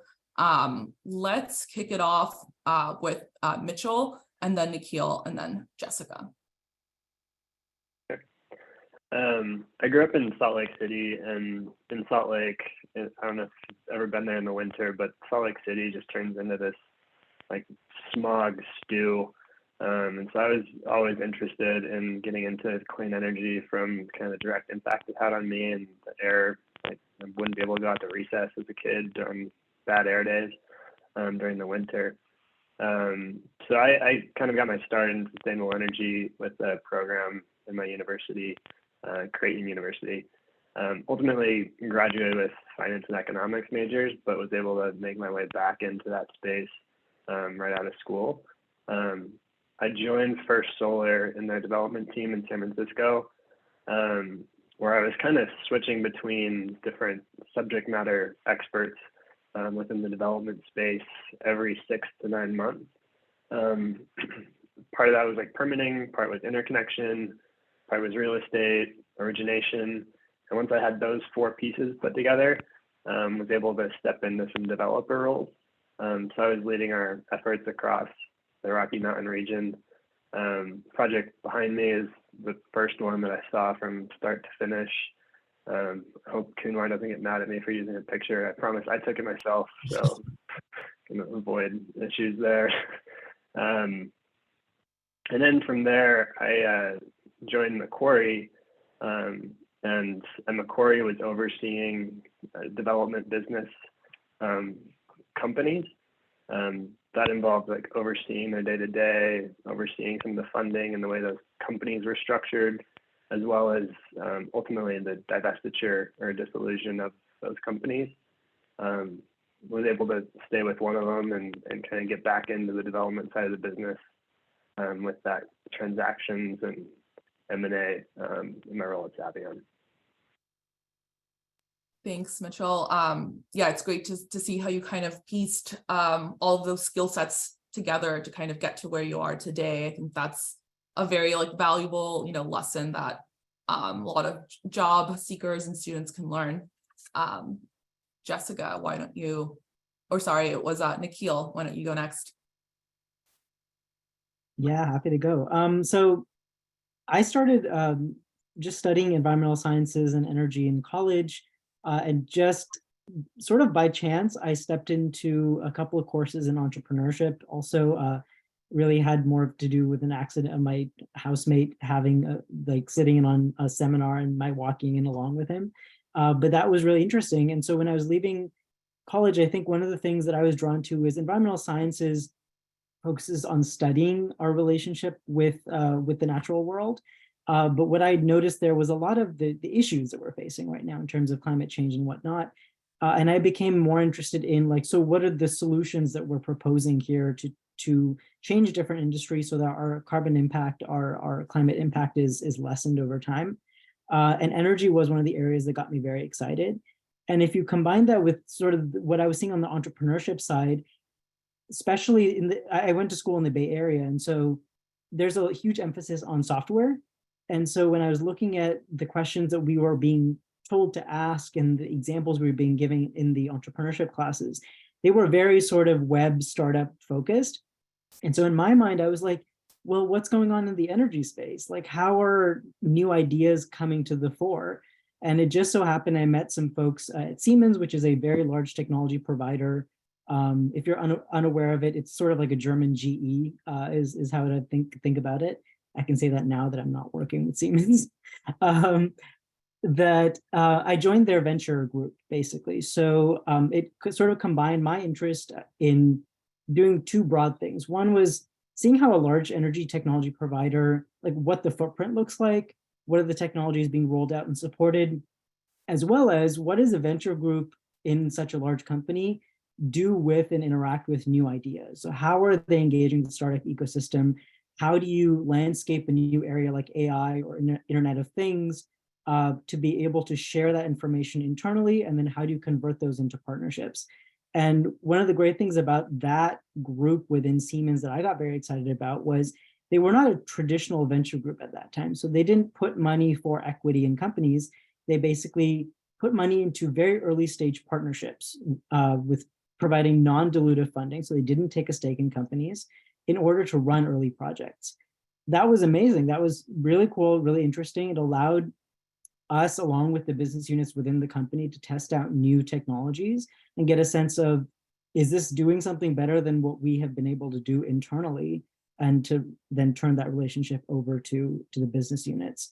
So I got super jazzed about that, very excited about that. At the same time, I think just working within the constructs of a large company, there's also considerations about what types of projects are coming to the fore, what ideas are you working on? And I became increasingly interested in ideas that were a little up the value chain from where we were working. So we were working with established companies that had a little bit of funding, sort of had a product in hand that we could go test.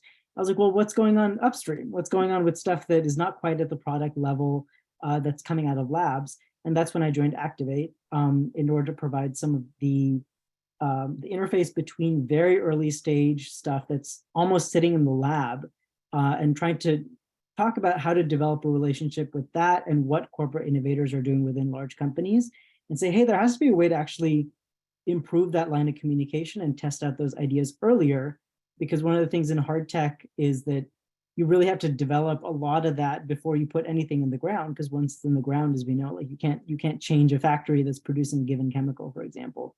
It's very expensive and prohibitive. That's sort of how I got to where I am now. And so I'm basically a champion for a lot of the companies that are in our program, just being a mentor for them, helping them think about how do you approach large companies, how do you develop those relationships? And yeah, it's been lots of fun. Thanks for sharing that, Nikhil. I definitely went through a lot of similar questions, graduating from college with an environmental background. And as I progressed in my career, trying to figure out like what really interested me and where I saw myself next. So thank you for sharing that. Jessica, why don't you go next? Yeah, of course. So I studied computer science in undergrad and had a minor in philosophy. So yeah, similar to the others here, kind of trying to figure out what to do with that, what I actually enjoyed. So I kind of leaned more onto the philosophy side and started out at a law firm. And I was working at kind of IP, white collar. They did a kind of variety of different civil and criminal type cases. And I was definitely interested in how to combine technology and ethics and philosophy and technology and policy and kind of all the different ways that the software that I was building and learning about in college actually was commercialized and interacted with the world. So kind of attacked that from a few different angles and really enjoyed at the law firm the kind of rigor of the work. And it was definitely really intellectually demanding, but I'm not sure if others here have experience in working in law, but it sometimes can feel like, especially if you don't feel passionately about the type of law you're doing, that you're working insane hours and tons of attention to detail and PDFing documents and redoing it a million times for these kind of court deadlines. A lot of work, a lot of time. And if you're not really passionate about what you're kind of practicing for, yeah, it can feel like a lot for nothing. So I was interested in shifting a little bit to a company where I could still work hard, still be really intellectually challenged, but really believed in what we were doing and what we were building.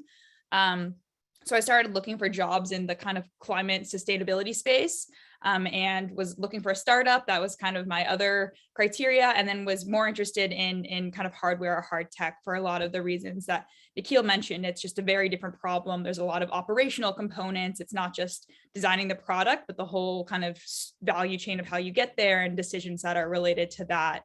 So those were kind of what I was looking for.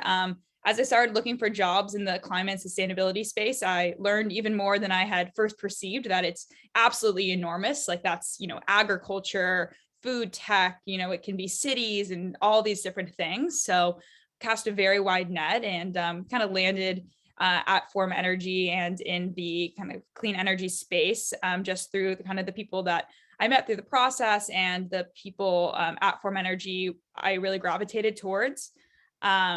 So that's kind of how I landed at Form. Yeah, and definitely kind of going through the process, you realize that there's just so many different types of companies. And I guess if you're casting a wide net, it can be nice in that way that it's easier not to be disappointed. But for me, I think it was just playing up a lot of the skills that I already had to go to a company that I was interested in, rather than thinking this is the exact position that I want.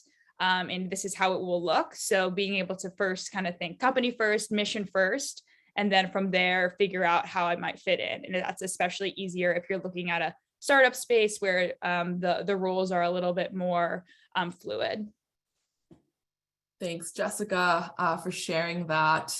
I think it's interesting to hear all your various backgrounds and like what you studied in school and how you ended up where you are, because I don't know, clean energy is one of those spaces where, there's no project development major or business development major, right? There's nothing that's that directly applicable, maybe perhaps in a master's program, but in undergrad, it's really just a lot about what you all said. Is just like, transferable skill sets, how you pitch yourself, how you present yourself, going to events like these and making the connections that can make a difference in your career. So yeah, thank you all for sharing a little bit more about your career trajectories. So for our second question, let's dive in a little bit more into kind of your current roles. What gets you excited in your role? What are perhaps on the other side, maybe what are your least favorite aspects of your role, or just the most challenging aspects of your role? You can, touch on maybe there are certain problems or decisions that you deal with that get you excited or not so excited. Is it a more individual versus collaborative type of role? What does, perhaps your typical day or typical week look like? Jessica, why don't you get us started, and then Mitchell, and then Nikhil. Sure. So I guess to chat first about kind of my high points and maybe less than high points of my current role. So I think something that I really appreciate about working at a really mission-driven kind of clean energy technology company is that everyone is there for the most part because they really do care about the mission we're going towards. And some people have long histories working in clean energy or sustainability. Some people totally pivoted from a really different type of industry because they were interested in this challenge and in this problem. So definitely feel like there is alignment in kind of why people are there and what's motivating them. There's obviously other types of roles where people are kind of more focused on the immediate project or the day-to-day, but it does feel at my company where everyone's looking kind of at the finish line, which is commercializing the product. So that is really exciting to have that kind of alignment throughout the company, and even people that work in very different teams, for example, actually building the battery I'm trying to sell. We still kind of are on the same team, and it's very obvious how we're all connected. So that's definitely a positive. And I think kind of my favorite days are when I get on the phone with external stakeholders, whether it's potential customers like utilities or developers, or just, people in the space or thought leaders, and they really understand what the product is and what the need is, because we're definitely a very new, it's an emerging technology. It's not immediately obvious to everyone how it will be used in their portfolio or in their system. So it's super exciting when, people, the kind of light turns on, and they're like, okay, wow, like we've been waiting for it. We didn't know what we were waiting for, but we were waiting for this technology. So that can be really exciting. And definitely on the flip, sometimes it feels like you're kind of yelling into the abyss and no one is really understanding. I'm like, okay, that's obviously great, maybe in 10 years or something like that. So yeah, it's a lot of kind of external communication. So when you hit it off with someone or a group that really appreciates your technology, that can be great. And it can be frustrating or a little bit more tedious when you get the other side, and you have to kind of be prepared for both. And then I think another kind of difficult aspect of working at a startup, and as I said, we're about 350, so might not seem like a startup as much anymore, but definitely a lot of growing pains. And I think it can sometimes feel like you're kind of building the plane as you're flying it. You're trying to move fast, commercialize this technology, make deals happen. And there's not enough time to lay down concrete processes or all the things that, coming from a super professional law firm where it was almost too by the book, there's some of that I miss. I'm like, okay, I understand why we had to do, input our time at 6-minute intervals or things like that. Like some systems are really helpful. So I think in making the decision to go to a startup versus kind of a larger company, there is a trade-off that you might take on a lot of responsibility and ownership, especially early in your career, which is really awesome and really powerful and impactful. But then you might also kind of not have as many people to ask questions to or things to rely on that are precedent or kind of process. So that can be kind of something difficult that I face, is trying to figure out how things are done at the same time I'm trying to make things happen. So I definitely echo a lot of what you said. Having worked in sales myself, sales BD myself, I feel like the highs can be really high and the lows can be really low. And having worked at startups as well, right? Just trying to figure out on the back end, what the process looks like, if there is one in the first place, can be really a challenge.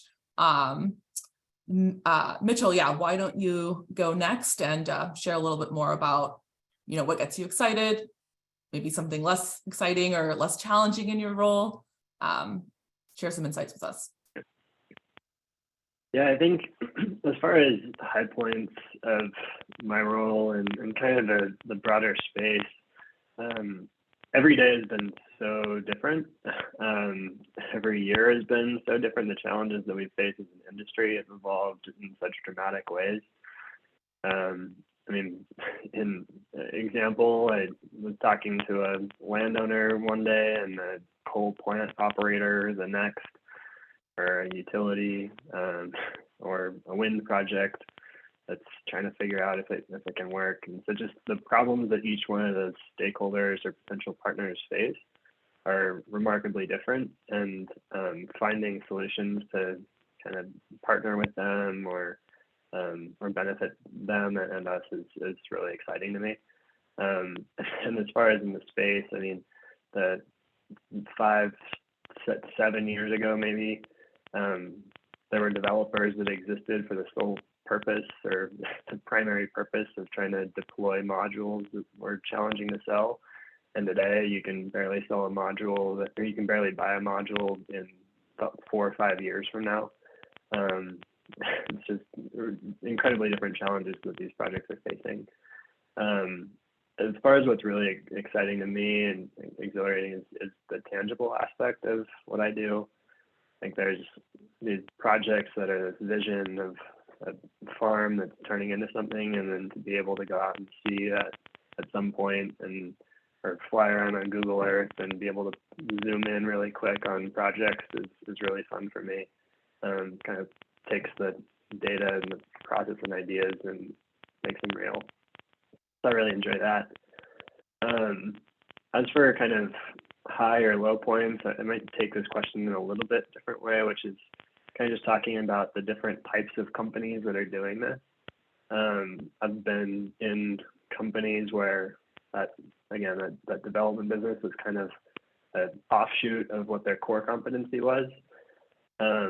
I think that given how capital intensive projects can be, being in that is kind of a short-lived kind of process for them as a company. I think we're seeing a lot of startups that are small development shops, and I've been kind of on the investor side with a few of them. And I think there are some challenges to that structure as well, which is really that investors are very interested in the early stage, high risk development processes, but struggle as these projects really start deploying a huge amount of capital. So while there's funding to support the establishment of a development business and start securing some land positions, struggle as you start needing to pay for interconnection upgrades or buy equipment to support them. And I think that's one of the big transitions that we've seen the past couple of years, and there's quite a bit of consolidation of the industry or small development shops that are selling for really huge amounts of money, is that these larger players who have long-term visions for what the energy market's going to do can bring scale to procurement, buying huge amounts of panels or transformers or whatever, are really well positioned for success, which is why I've been excited in the different companies that I've been with, but especially now in really being able to deploy that kind of money that's required for these projects. Challenge being that you are in some bureaucratic environments that are moving a freight train to try and change their business, but there's still really exciting opportunities for ability to deploy at what I would consider a pretty mature technology at this point in solar. Thanks for sharing, Mitchell. I just started working on project development 4 months ago, so I've definitely kind of stepped my toes into some of the challenges that you mentioned, coordinating with just so many different stakeholders and understanding what their concerns are, and just how they view, the various aspects of a project, and also, actually seeing the project, going to a project site, despite all the challenges, was definitely a high point and kind of showed me, this is what I'm working towards. So I really appreciate your insights there. Nikhil, what about you? So I think if I look at where Activate is in the ecosystem, right, there's energy transition in front of us, and a lot of what Activate is doing within the innovation pipeline is supporting entrepreneurs at that very early stage and getting a lot of solutions in that we are looking at, spaces that are hard to decarbonize, or we're finding it hard to plug solutions for some of these areas, like industrial heat, for example. And those are the types of solutions coming through our portfolio. So I think that's what I get super excited about, is these are about 5 to 10 years down the line, the types of solutions that are going to help us really chip away at some of the largest portions of emissions that we're seeing. So whether it's bio-based chemicals, cement, which makes up for 8 to 9% of global GHG emissions and things like that. And then the other piece is actually working with the founders, right? So these are actually people who have launched these companies, are going in fundraising, and we're mentoring them. We're sitting in on pitches. We are making introductions for them. And so when those meetings go well, when an introduction turns into a fundraising round that is closed, when a pitch session that I helped sit in on and prep a fellow for, when they close a project, that's super exciting. Because every one of those milestones is we're moving in that direction of getting these technologies closer to being deployed, to being put into the hands of a customer and whatnot. So that's what I get really excited about. And it's always, for me, the portfolio is also very broad, right? So I mentioned a couple of the technologies. It is really that broad. About 80% of our portfolio is focused on these areas. And I think that it's constantly a learning game, which I personally love, because one day I'll be learning about cement, the other day I'll be learning about mining and materials and things like that, which is super cool. I would say on the side that is either sort of more of a detraction or just sometimes can be harder, I would say it aligns a lot with what Jessica had mentioned.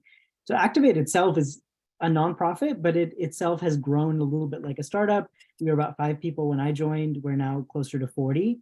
And so everything from operations to how we run our program to the form of mentorship, that changes rapidly with that growth. And there's also the business development side, right?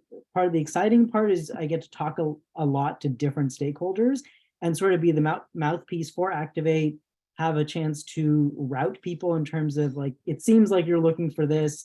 I'll either put you in touch with these fellows that are working on these problems, or it seems like a formal partnership is a better format of engagement. But of course, you have conversations where you're super jazzed with what Activate is doing, and you get off the call and you're like, I don't think that person was quite as jazzed as I was. And so you get that, and it's perfectly fine, but it's part of the job, I think. Let's see what else. I think, yeah, I would. The other thing is sort of, Jessica had mentioned this, but wearing lots of hats. Anything that comes in that is public facing is handled by the partnerships team. And we have a lot more people now. I was sort of the sole partnerships person when we joined. But it's cool to be handling all of those leads. But at the same time, it's kind of well, I really have to get this done. There's 5 people who have emailed us about something we have to respond in a couple of days. So that can be tough at times, but that's part of the job. I think you all kind of alluded to this, but maybe you could talk about maybe what was the most rewarding deal or project that you've worked on so far.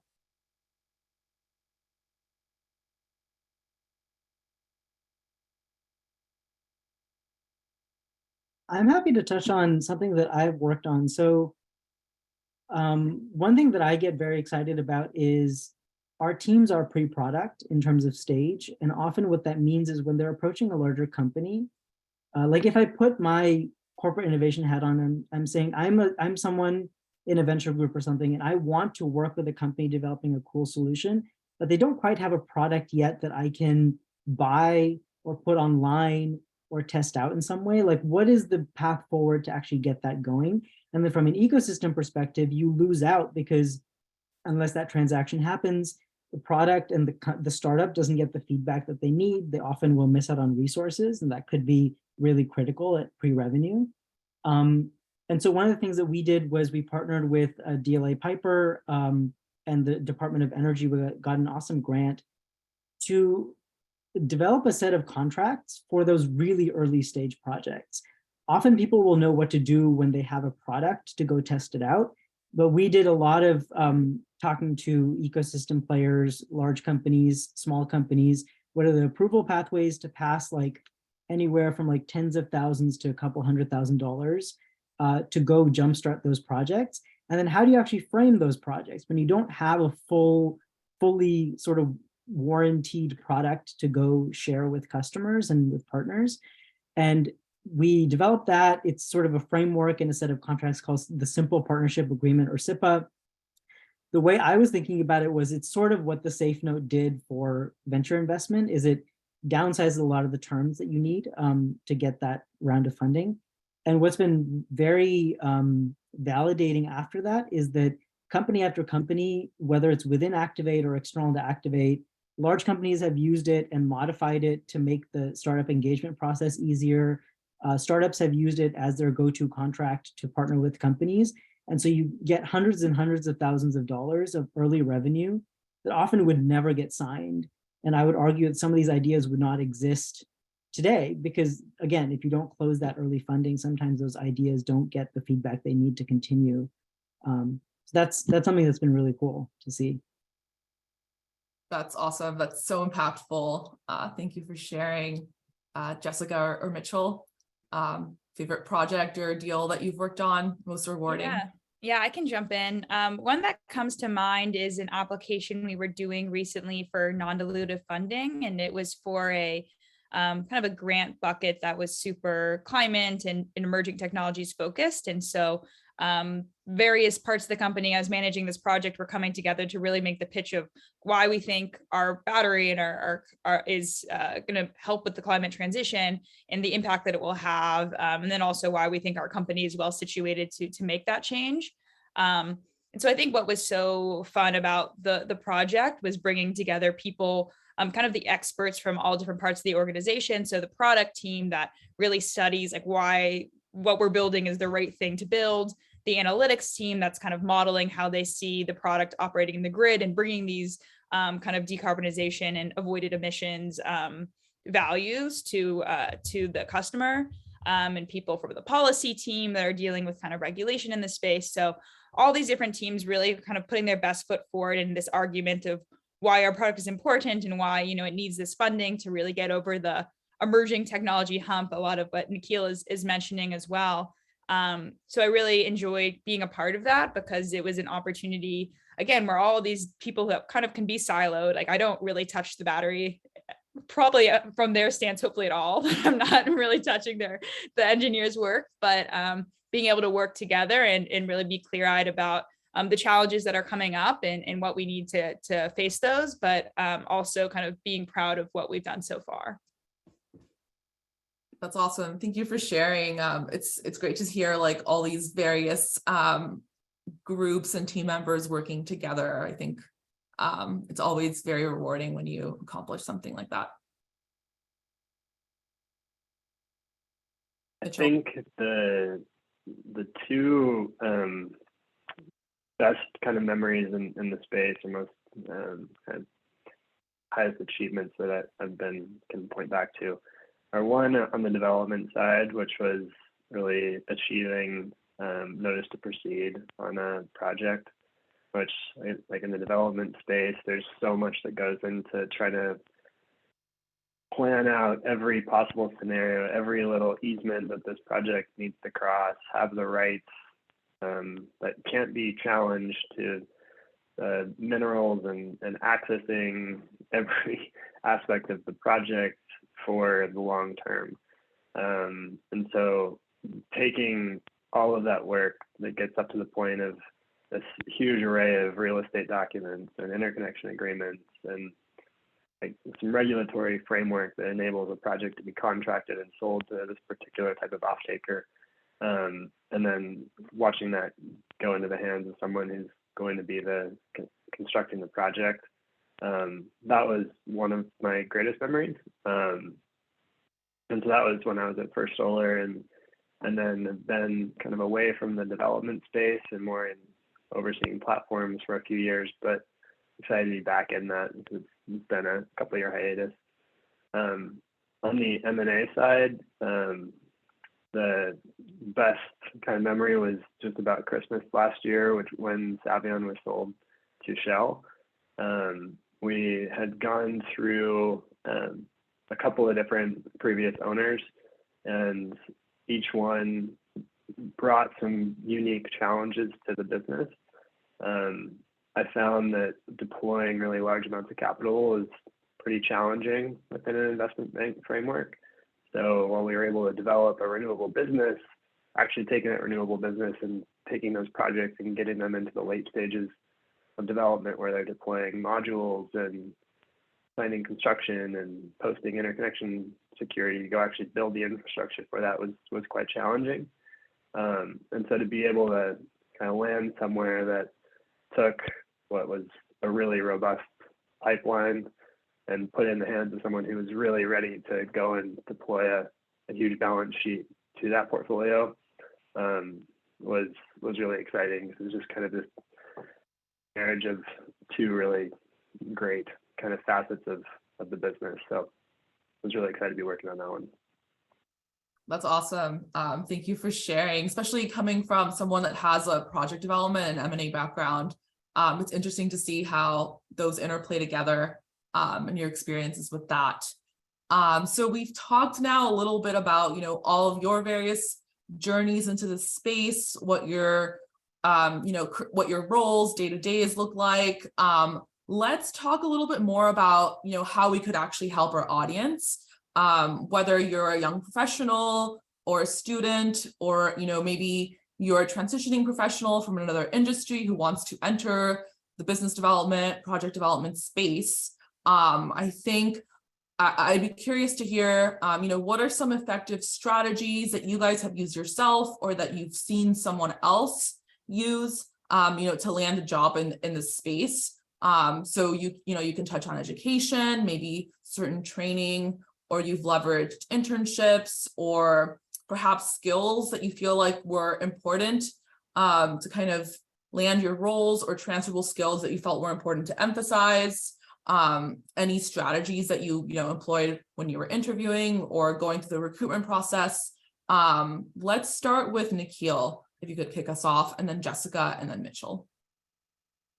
Yeah, happy to jump in here. So I'll mention a couple of things. I will say, Melina, in your intro to the question, you talked about transferable skills, and I think that's what I'll come back to, is particularly coming out with, as I said, like what I studied was very broad, and I had sort of a patchwork of different exposure to different disciplines. And so for me, it came down to transferable skills and sort of what I knew that would be helpful in an area that I'd be generally interested in, and then trying to parlay it into that. So I'll mention three things. So for one, it's like, one was about basically being able to understand a new area, consolidate the information, communicate that effectively. Like that is a skill that if you can do well, will serve you wherever you are. And in my case, that came in the form of a green consulting club on campus. So I was like, I'm studying environmental sciences. My parents are like, are you going to get a job at all? And so I was like, I feel like this will round out some of my skills. And that really allowed me to do that. I think just working in groups, understanding a client's problems and what they're trying to better understand, and putting together learnings in a presentation, providing it to them.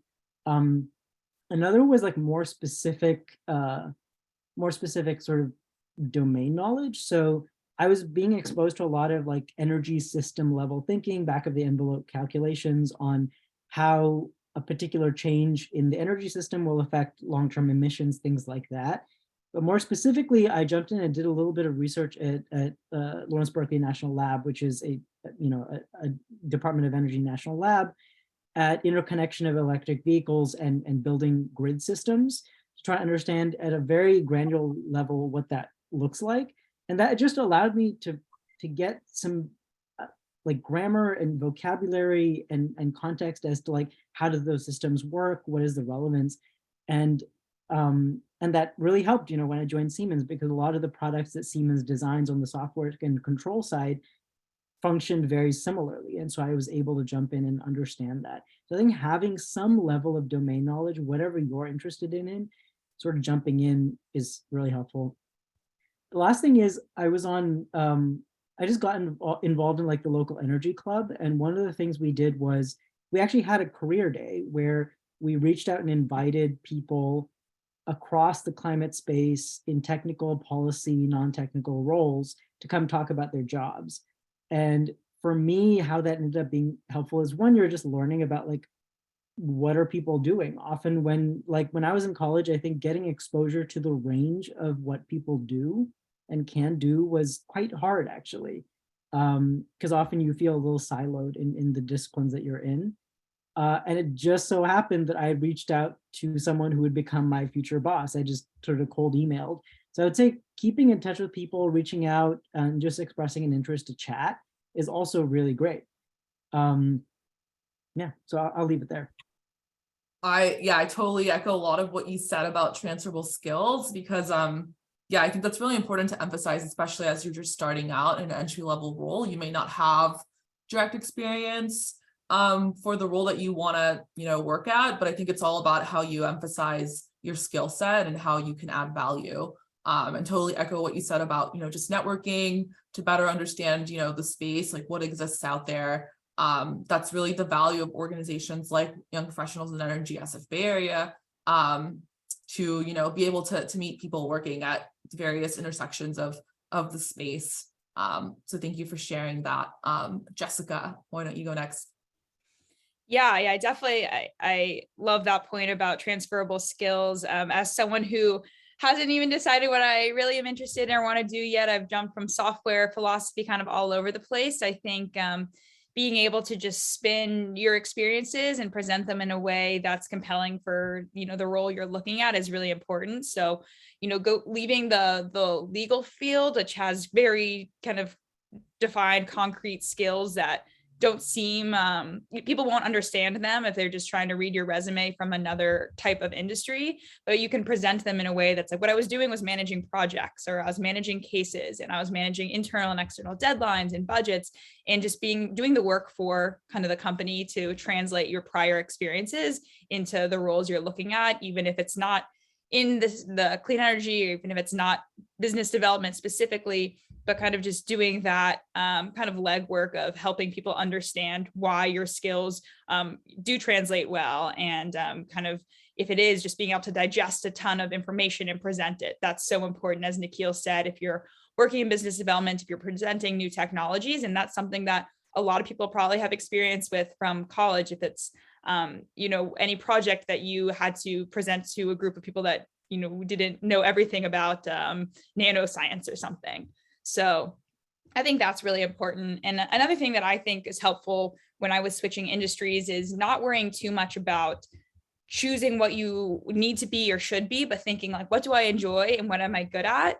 And the fact that in this huge space we're in, and even at a company like Form Energy, a technology company, there is a spot for every single type of skill. And I did not realize that when I was looking at jobs, but kind of being on the inside, like we have software engineers that weren't from clean in the energy space. We have site operations, construction people that are building our factories and are managing our spaces. Of course, people ops and recruiting and in HR. Like there's every type of role at kind of a startup, a technology company. So you don't need to decide your interests based on what you want to do. You can think of what am I good at and where will that fit in? And I think if you feel like you're a generalist and there's not a specific thing, like you don't have a rich finance background that would lend itself to an obvious position, I think operations is a really great place to start, because it relies a lot on organization, communication, general competence that without having a deep knowledge of the space or deep experience professionally or in a specific industry, you can really play up a lot of your own skills and experiences from other types of jobs. So I've seen a lot of my kind of peers from undergrad going that route, looking at business operations as a place to get into an industry. And then from there, there's just tons of optionality to meet people within your company or otherwise and learn more about kind of where you want to specialize from there. Thanks for sharing. Yeah, I definitely agree with a lot of what you said, especially operations can be, a really good landing point for a lot of the roles, and just like project management in general. I think it's a skill set that's like very applicable and can take you to a lot of different places. Mitchell, why don't you go next? Yeah. completely echoing the transferable skills. I think when you get into or want to be getting into the development space, developer role is one that is a master of none, but like you're a foot deep, mile wide in each aspect of what makes these projects work, or these little mini companies work, essentially. And I would just highlight kind of the four-legged stool that development is. It is being real estate, interconnection. So you have the land to be able to build a project. You have the interconnection rights to be able to interconnect it. Origination. So you have the someone who's committed to buying the power from the project for its project life. And then you have the permit that ensures that you've worked within that region and all of the environmental concerns and everything to be able to actually construct it.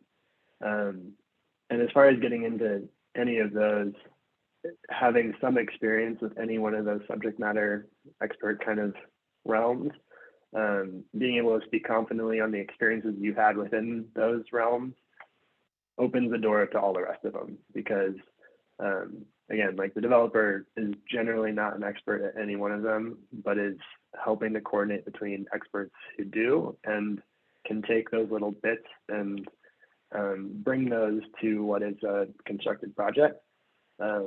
So as far as getting into the space, I would just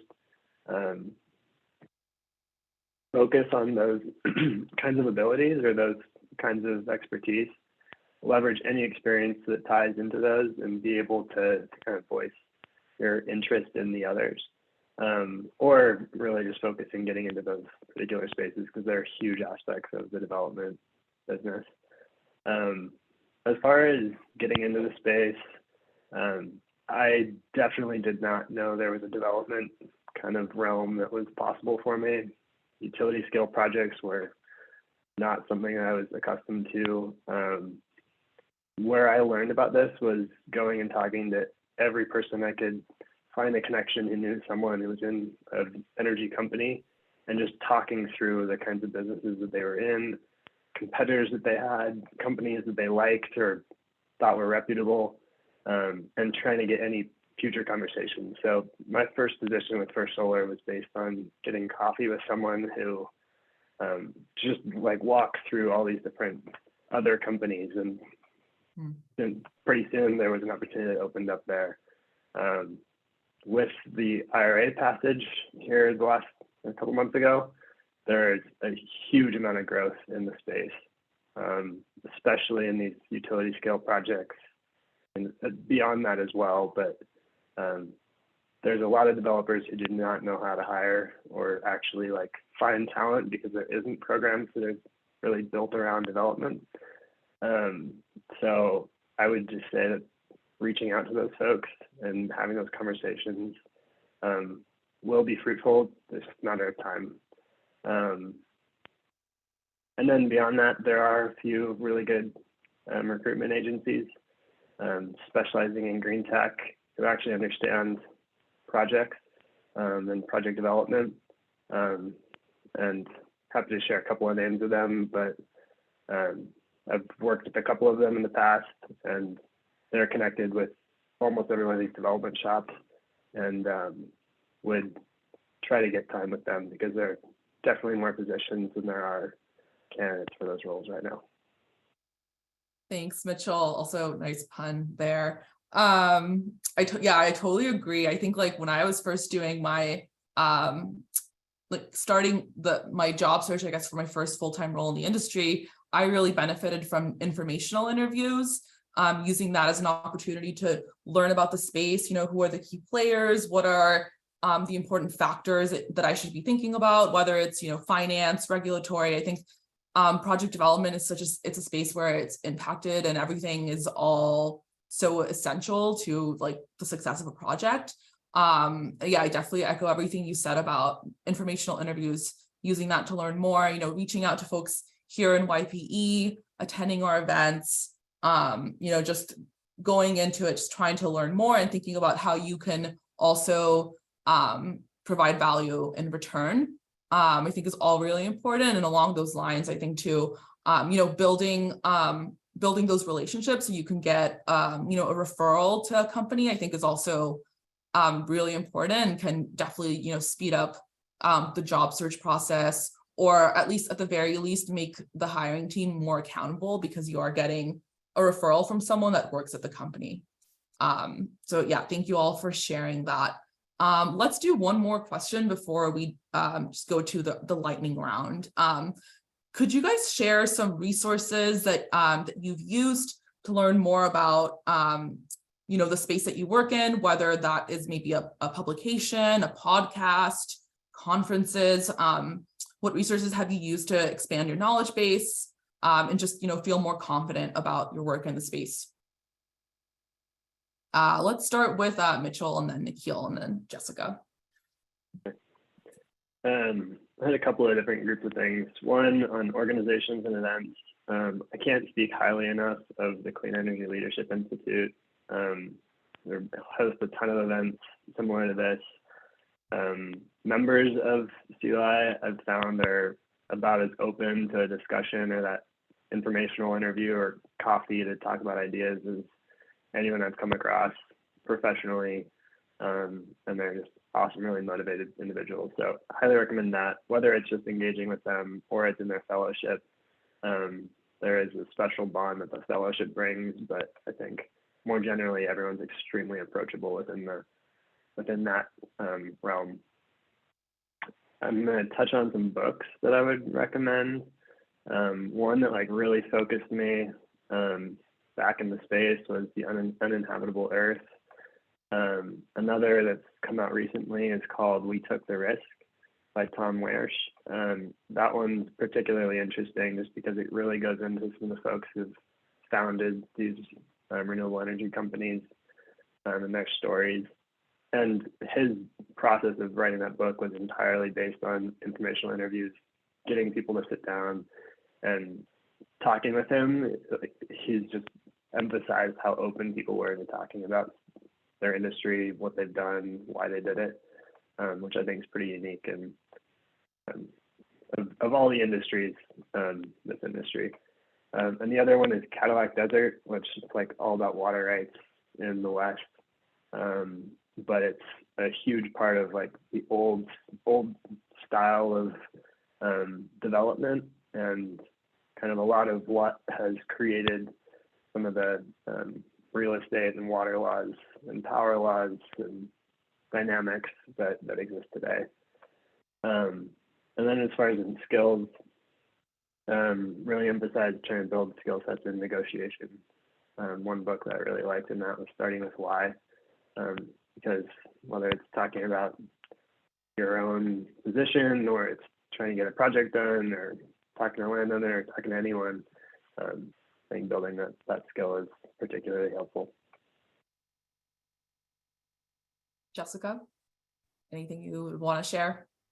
Yeah, I guess I'll hop on kind of the book rec route. I was coming into the clean energy space without a background in energy from undergrad or electricity, which can be very intimidating. Energy markets in the US as well as elsewhere are extremely complicated, and it can feel really intimidating to even start learning about it. So when I first got my role at Form Energy, I started trying to read textbooks from college classes and kind of whatever I could find. But I felt for my learning style that kind of reading a story is a lot more helpful. And as you read a story, you can look things up as you don't know them.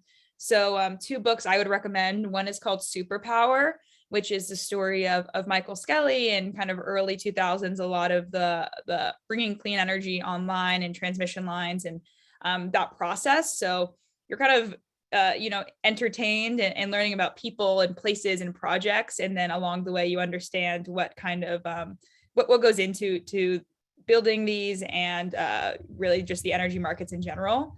And another more recent one is California Burning, which is the story of PG&E, and it's by a journalist. So really, again, the origins of utilities and into the markets and how they've grown and changed, but in a way that is not a textbook. So I think that could be really helpful. And as I said, as you see things you don't understand and don't know, you can kind of take them as little bites to learn rather than a massive kind of the unknown trying to crack in. Thank you for sharing that. Nikhil, anything you want to add? Yeah, I have a couple. One is additional endorsement on Sea Life for sure. I think it's a really wonderful community. I'll say YPE too, just like I know this is the platform we're on and you guys have made this possible, but just the events that are put on, all that, see them as a great resource to step outside your regular work to continue learning about what else is going on in the ecosystem. I would say, let's see, I'll mention so in my world, which is sort of a climate and sort of venture capital and or startup world, I would say Climate Tech VC is a firm that writes a really great set of blog posts on different areas of the industry. They go in great depth as to like what's going on in energy storage, what are the technologies coming down the pipeline, and what are the targets that we need to hit. And they do that very systematically across a number of different areas. That's really great to get a deep dive on that. I would say venture deals, if you're actually interested in getting into venture capital, so the investing side of things, Venture Deals is a course, I think it's a free course that is offered by the founders of Techstars. And it's a great, way to get into the vocabulary and the working parts of how the venture capital industry works, if you're interested in that. I will mention one book, Alchemy of Air, which is sort of a history and a personal look at the founders behind the Haber-Bosch process, which Haber-Bosch process is what has allowed us to have sort of a green revolution and how we make fertilizer today. And it's been something that people have been thinking a lot about recently in terms of decarbonizing that process, because it's also highly energy intensive, water intensive, and we're trying to figure out other pathways, chemical pathways, to support our food needs going forward. But I think it was a very interesting snapshot. And last, I'll just say My Climate Journey, great podcast, again, does snapshots on different parts of the energy and climate ecosystem with founders, with venture capital investors, with industry technologists and whatnot. And it's run by Jason Jacobs, who is a very successful software startup entrepreneur from a few years ago, who has switched 100% into climate. And so I think he brings a perspective of people who are also newer to the space.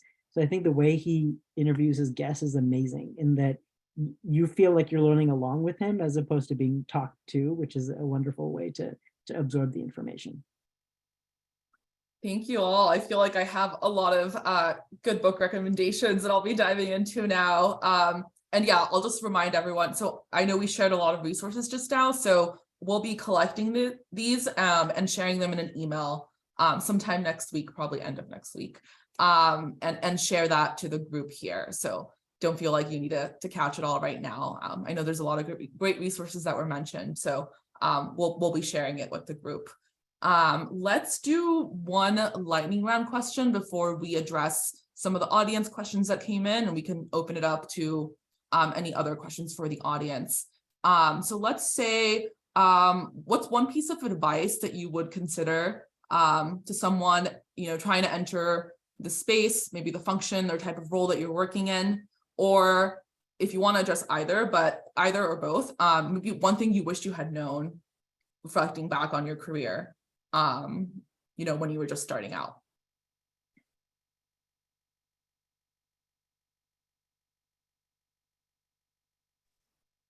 Yeah, I can go first on kind of a piece of advice about my function, which is business development. So I think it's important to think about when you're looking at these roles, if you want to be more internally or externally facing. I thought all my life I was an extrovert and a people person. And then when I look at some of my colleagues who I really admire and I think are really great at the business development role, I'm like, oh, that's what an extrovert looks like. And so thinking about like what gets you excited and what makes you tired, like I feel like Nikhil is also just like a powerful speaker and extrovert and gets energy from that. So just think about, are you positioning yourself to be like talking to people all day and that's not what you like, then definitely thinking more about an internal role and think about the kind of different audiences that you feel comfortable and excited talking to. I'm happy to go next. Go ahead. This is a very general piece of advice, but I would say what I would tell my younger self and what I wished I had known a little bit earlier is kind of every conversation that you have is a seed planted. And not every seed will germinate, but like have as many conversations as you can with people, and err on the side of having more conversations, because whether it's in your line of work and in business development and trying to sell somebody on a vision or an idea or an opportunity, or whether you're just chatting with someone and saying, hey, here's what I'm really interested in. I don't know if this is the right time for an opportunity, either in your company or in your industry, but I just wanted to let you know. There is a lot that comes from having those conversations, and people will come back to you. People generally do like talking about what they do with people. And so, a lot of people are often waiting to be pinged and have a chance to chat with someone and share what they're working on. So would highly encourage people to take those opportunities. Yeah, I would echo both. I think there's as far as the having those conversations, getting in the space. I think getting into the right space is the only way you're going to figure that out, is by having conversations with people to understand what they do, how they work, what the type of environment is, what their day-to-day is, and so understanding yourself and understanding kind of what these different spaces really entail, I think is important. And I mean, I don't know about Jessica and Nikhil. I imagine similar, but I get more excited when there's opportunities to just talk with someone who's like trying to get into space and talk about what I do than I do quite a few other things on my priority list for that day. So it's nice to have those conversations, whether it's a call, whether it's a coffee, whatever. I think, especially in this industry, you'll find a resounding openness to that type of discussion. Awesome. Thank you guys for sharing. So let's open it up to some questions that we got from the audience. And if you're listening and you have a question as well, feel free to just raise your hand and we'll call on you. So one question that we got, I think more for Mitchell, coming from a development background, I am curious, one, how much travel is required for someone in a more senior development role? And two, are you still the face of the project at permit hearings, or does that get passed off to a different team or someone less senior? Yeah, so frankly, it's part of why I made this shift out of development and into kind of platform oversight, was because I was traveling nonstop for a while there. But I think it comes in waves. So like it's not going to last forever on projects. The travel is just going to be incessant. I was going way out into a super remote part of Utah, and like 5-hour drive from the closest airport. So I mean, that was quite a bit of travel, but I'd say that 50% is probably pretty common. Like one trip every 2 weeks in the development space is pretty normal. It'll ebb and flow. You'll go a month and not travel, but more in different times during the project. And then the other point is just that there's different types of development shops where the developer role can be a little bit heavier to some facets of the project. When it's really small shops, you're probably doing a lot more, or you're engaging a lot more consultants that are more local to do that work. In bigger shops, there's usually more subject matter experts that you can utilize. So maybe there's a little bit less in a direct interface when you've got a team that you can use for that. I think that's an important consideration when looking at different development shops is, do you want to be really the entire project, or do you want to have the experts around you and internal to be able to facilitate that? Yeah, it changes, and some shops will require you to be in office. I think in starting, it's really helpful. It also makes travel more challenging. So like our shop has quite a bit of flexibility in location, which is great when there is as much project travel as there is, because it's remote space. Makes it a lot easier to get laundry done, get your stuff done, and then be traveling every other week. Travel is not nearly as bad when you don't have that commute. Not for me. Thanks for sharing. So I think we have one other question, also more project development focused. Do you have any advice for someone with international experience in project development, but no experience in the US? What do you think is essential to know and understand? Alexandra, if you want to add any more color to that, feel free to chime in here. Thanks. Yeah, real quick. Essentially, what I'd like to know is what you would recommend me to kind of brush up on, learn, dive deep into, in order to be able to bring my experience internationally to and make it kind of more targeted towards the U.S. to break into these sort of roles. Yeah, I think first and foremost, I think there's most of the work is extremely transferable. The nuances of the aspects that go into a project are going to be a little different. I think the particular categories where there's going to be nuance is like through the project finance realm. There's probably a lot more in the way we structure tax equity here as compared to elsewhere. On the real estate side, I mean, I feel like every state has different real estate laws, but real estate tends to change quite a bit internationally to domestically.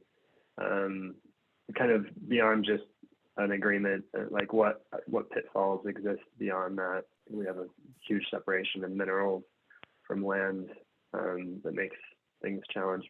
A lot of those can just be addressed with conversations with folks that are doing these subsets, these subject matter expert kind of realms within the project. And then, I mean, each RTO or regional transmission operator is very different. Their processes are different. So I wouldn't say that your experience international is that much different than someone in California trying to do New York. They're very different kind of interconnection processes, similar, but extremely nuanced. Okay. Thank you so much. I appreciate that.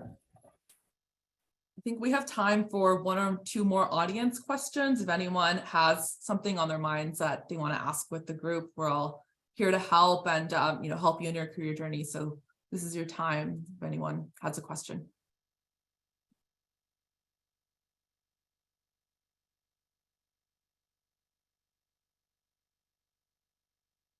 Oh, seems like we have one more. Let's see. Or did we, Kunwar? I saw one coming from Tristan, but that just came in. I think the question was, what kind of hours do you work as a developer?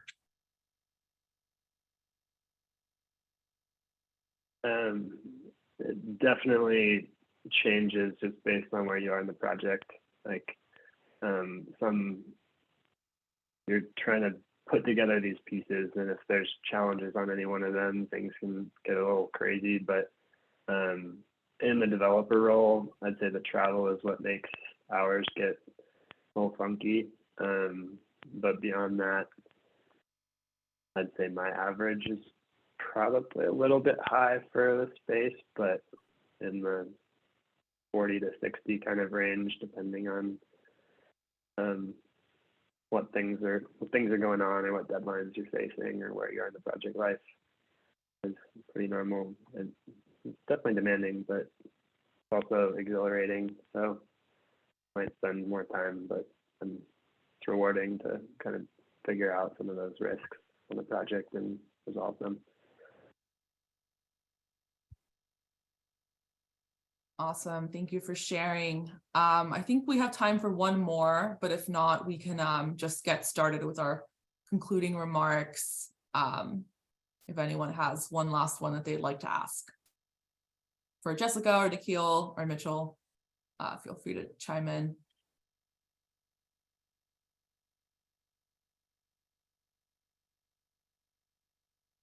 All right, so let's just get started with the concluding remarks. Well, I just want to say, first of all, thank you to our panelists for being here, coming on a Saturday and joining all of us. Thank you for your time. We really appreciate it. Thank you as well to all of our participants who joined us on a Saturday in are engaging with the YP community. We hope you'll join us for part 2. So we'll have workshops in the same 3 verticals, Saturday, December 10th. So we'll be sharing the Eventbrite next week. So be on the lookout for that. We also have a happy hour that's taking place next Thursday. So we'll share the link for that as well, but that'll be in person in San Francisco at K&L Gates. K&L Gates, yes. So we hope to see some of you there if you're local. Hopefully we'll have a chance to connect there. Yeah, thank you all. Thank you all to our panelists. Thank you all to the attendees. And yeah, definitely keep an eye out for both the happy hour and part 2. Hope to see you all soon. And yeah, thank you so much for joining. And we hope you all found this as beneficial as we did. And be on the lookout for mentorship program next year, as well as the scholarship program, which is wrapping up and we'll be launching again around March. So yeah, thank you everyone. Have a great rest of your weekend. And yeah, we hope to see you at another event soon. Bye.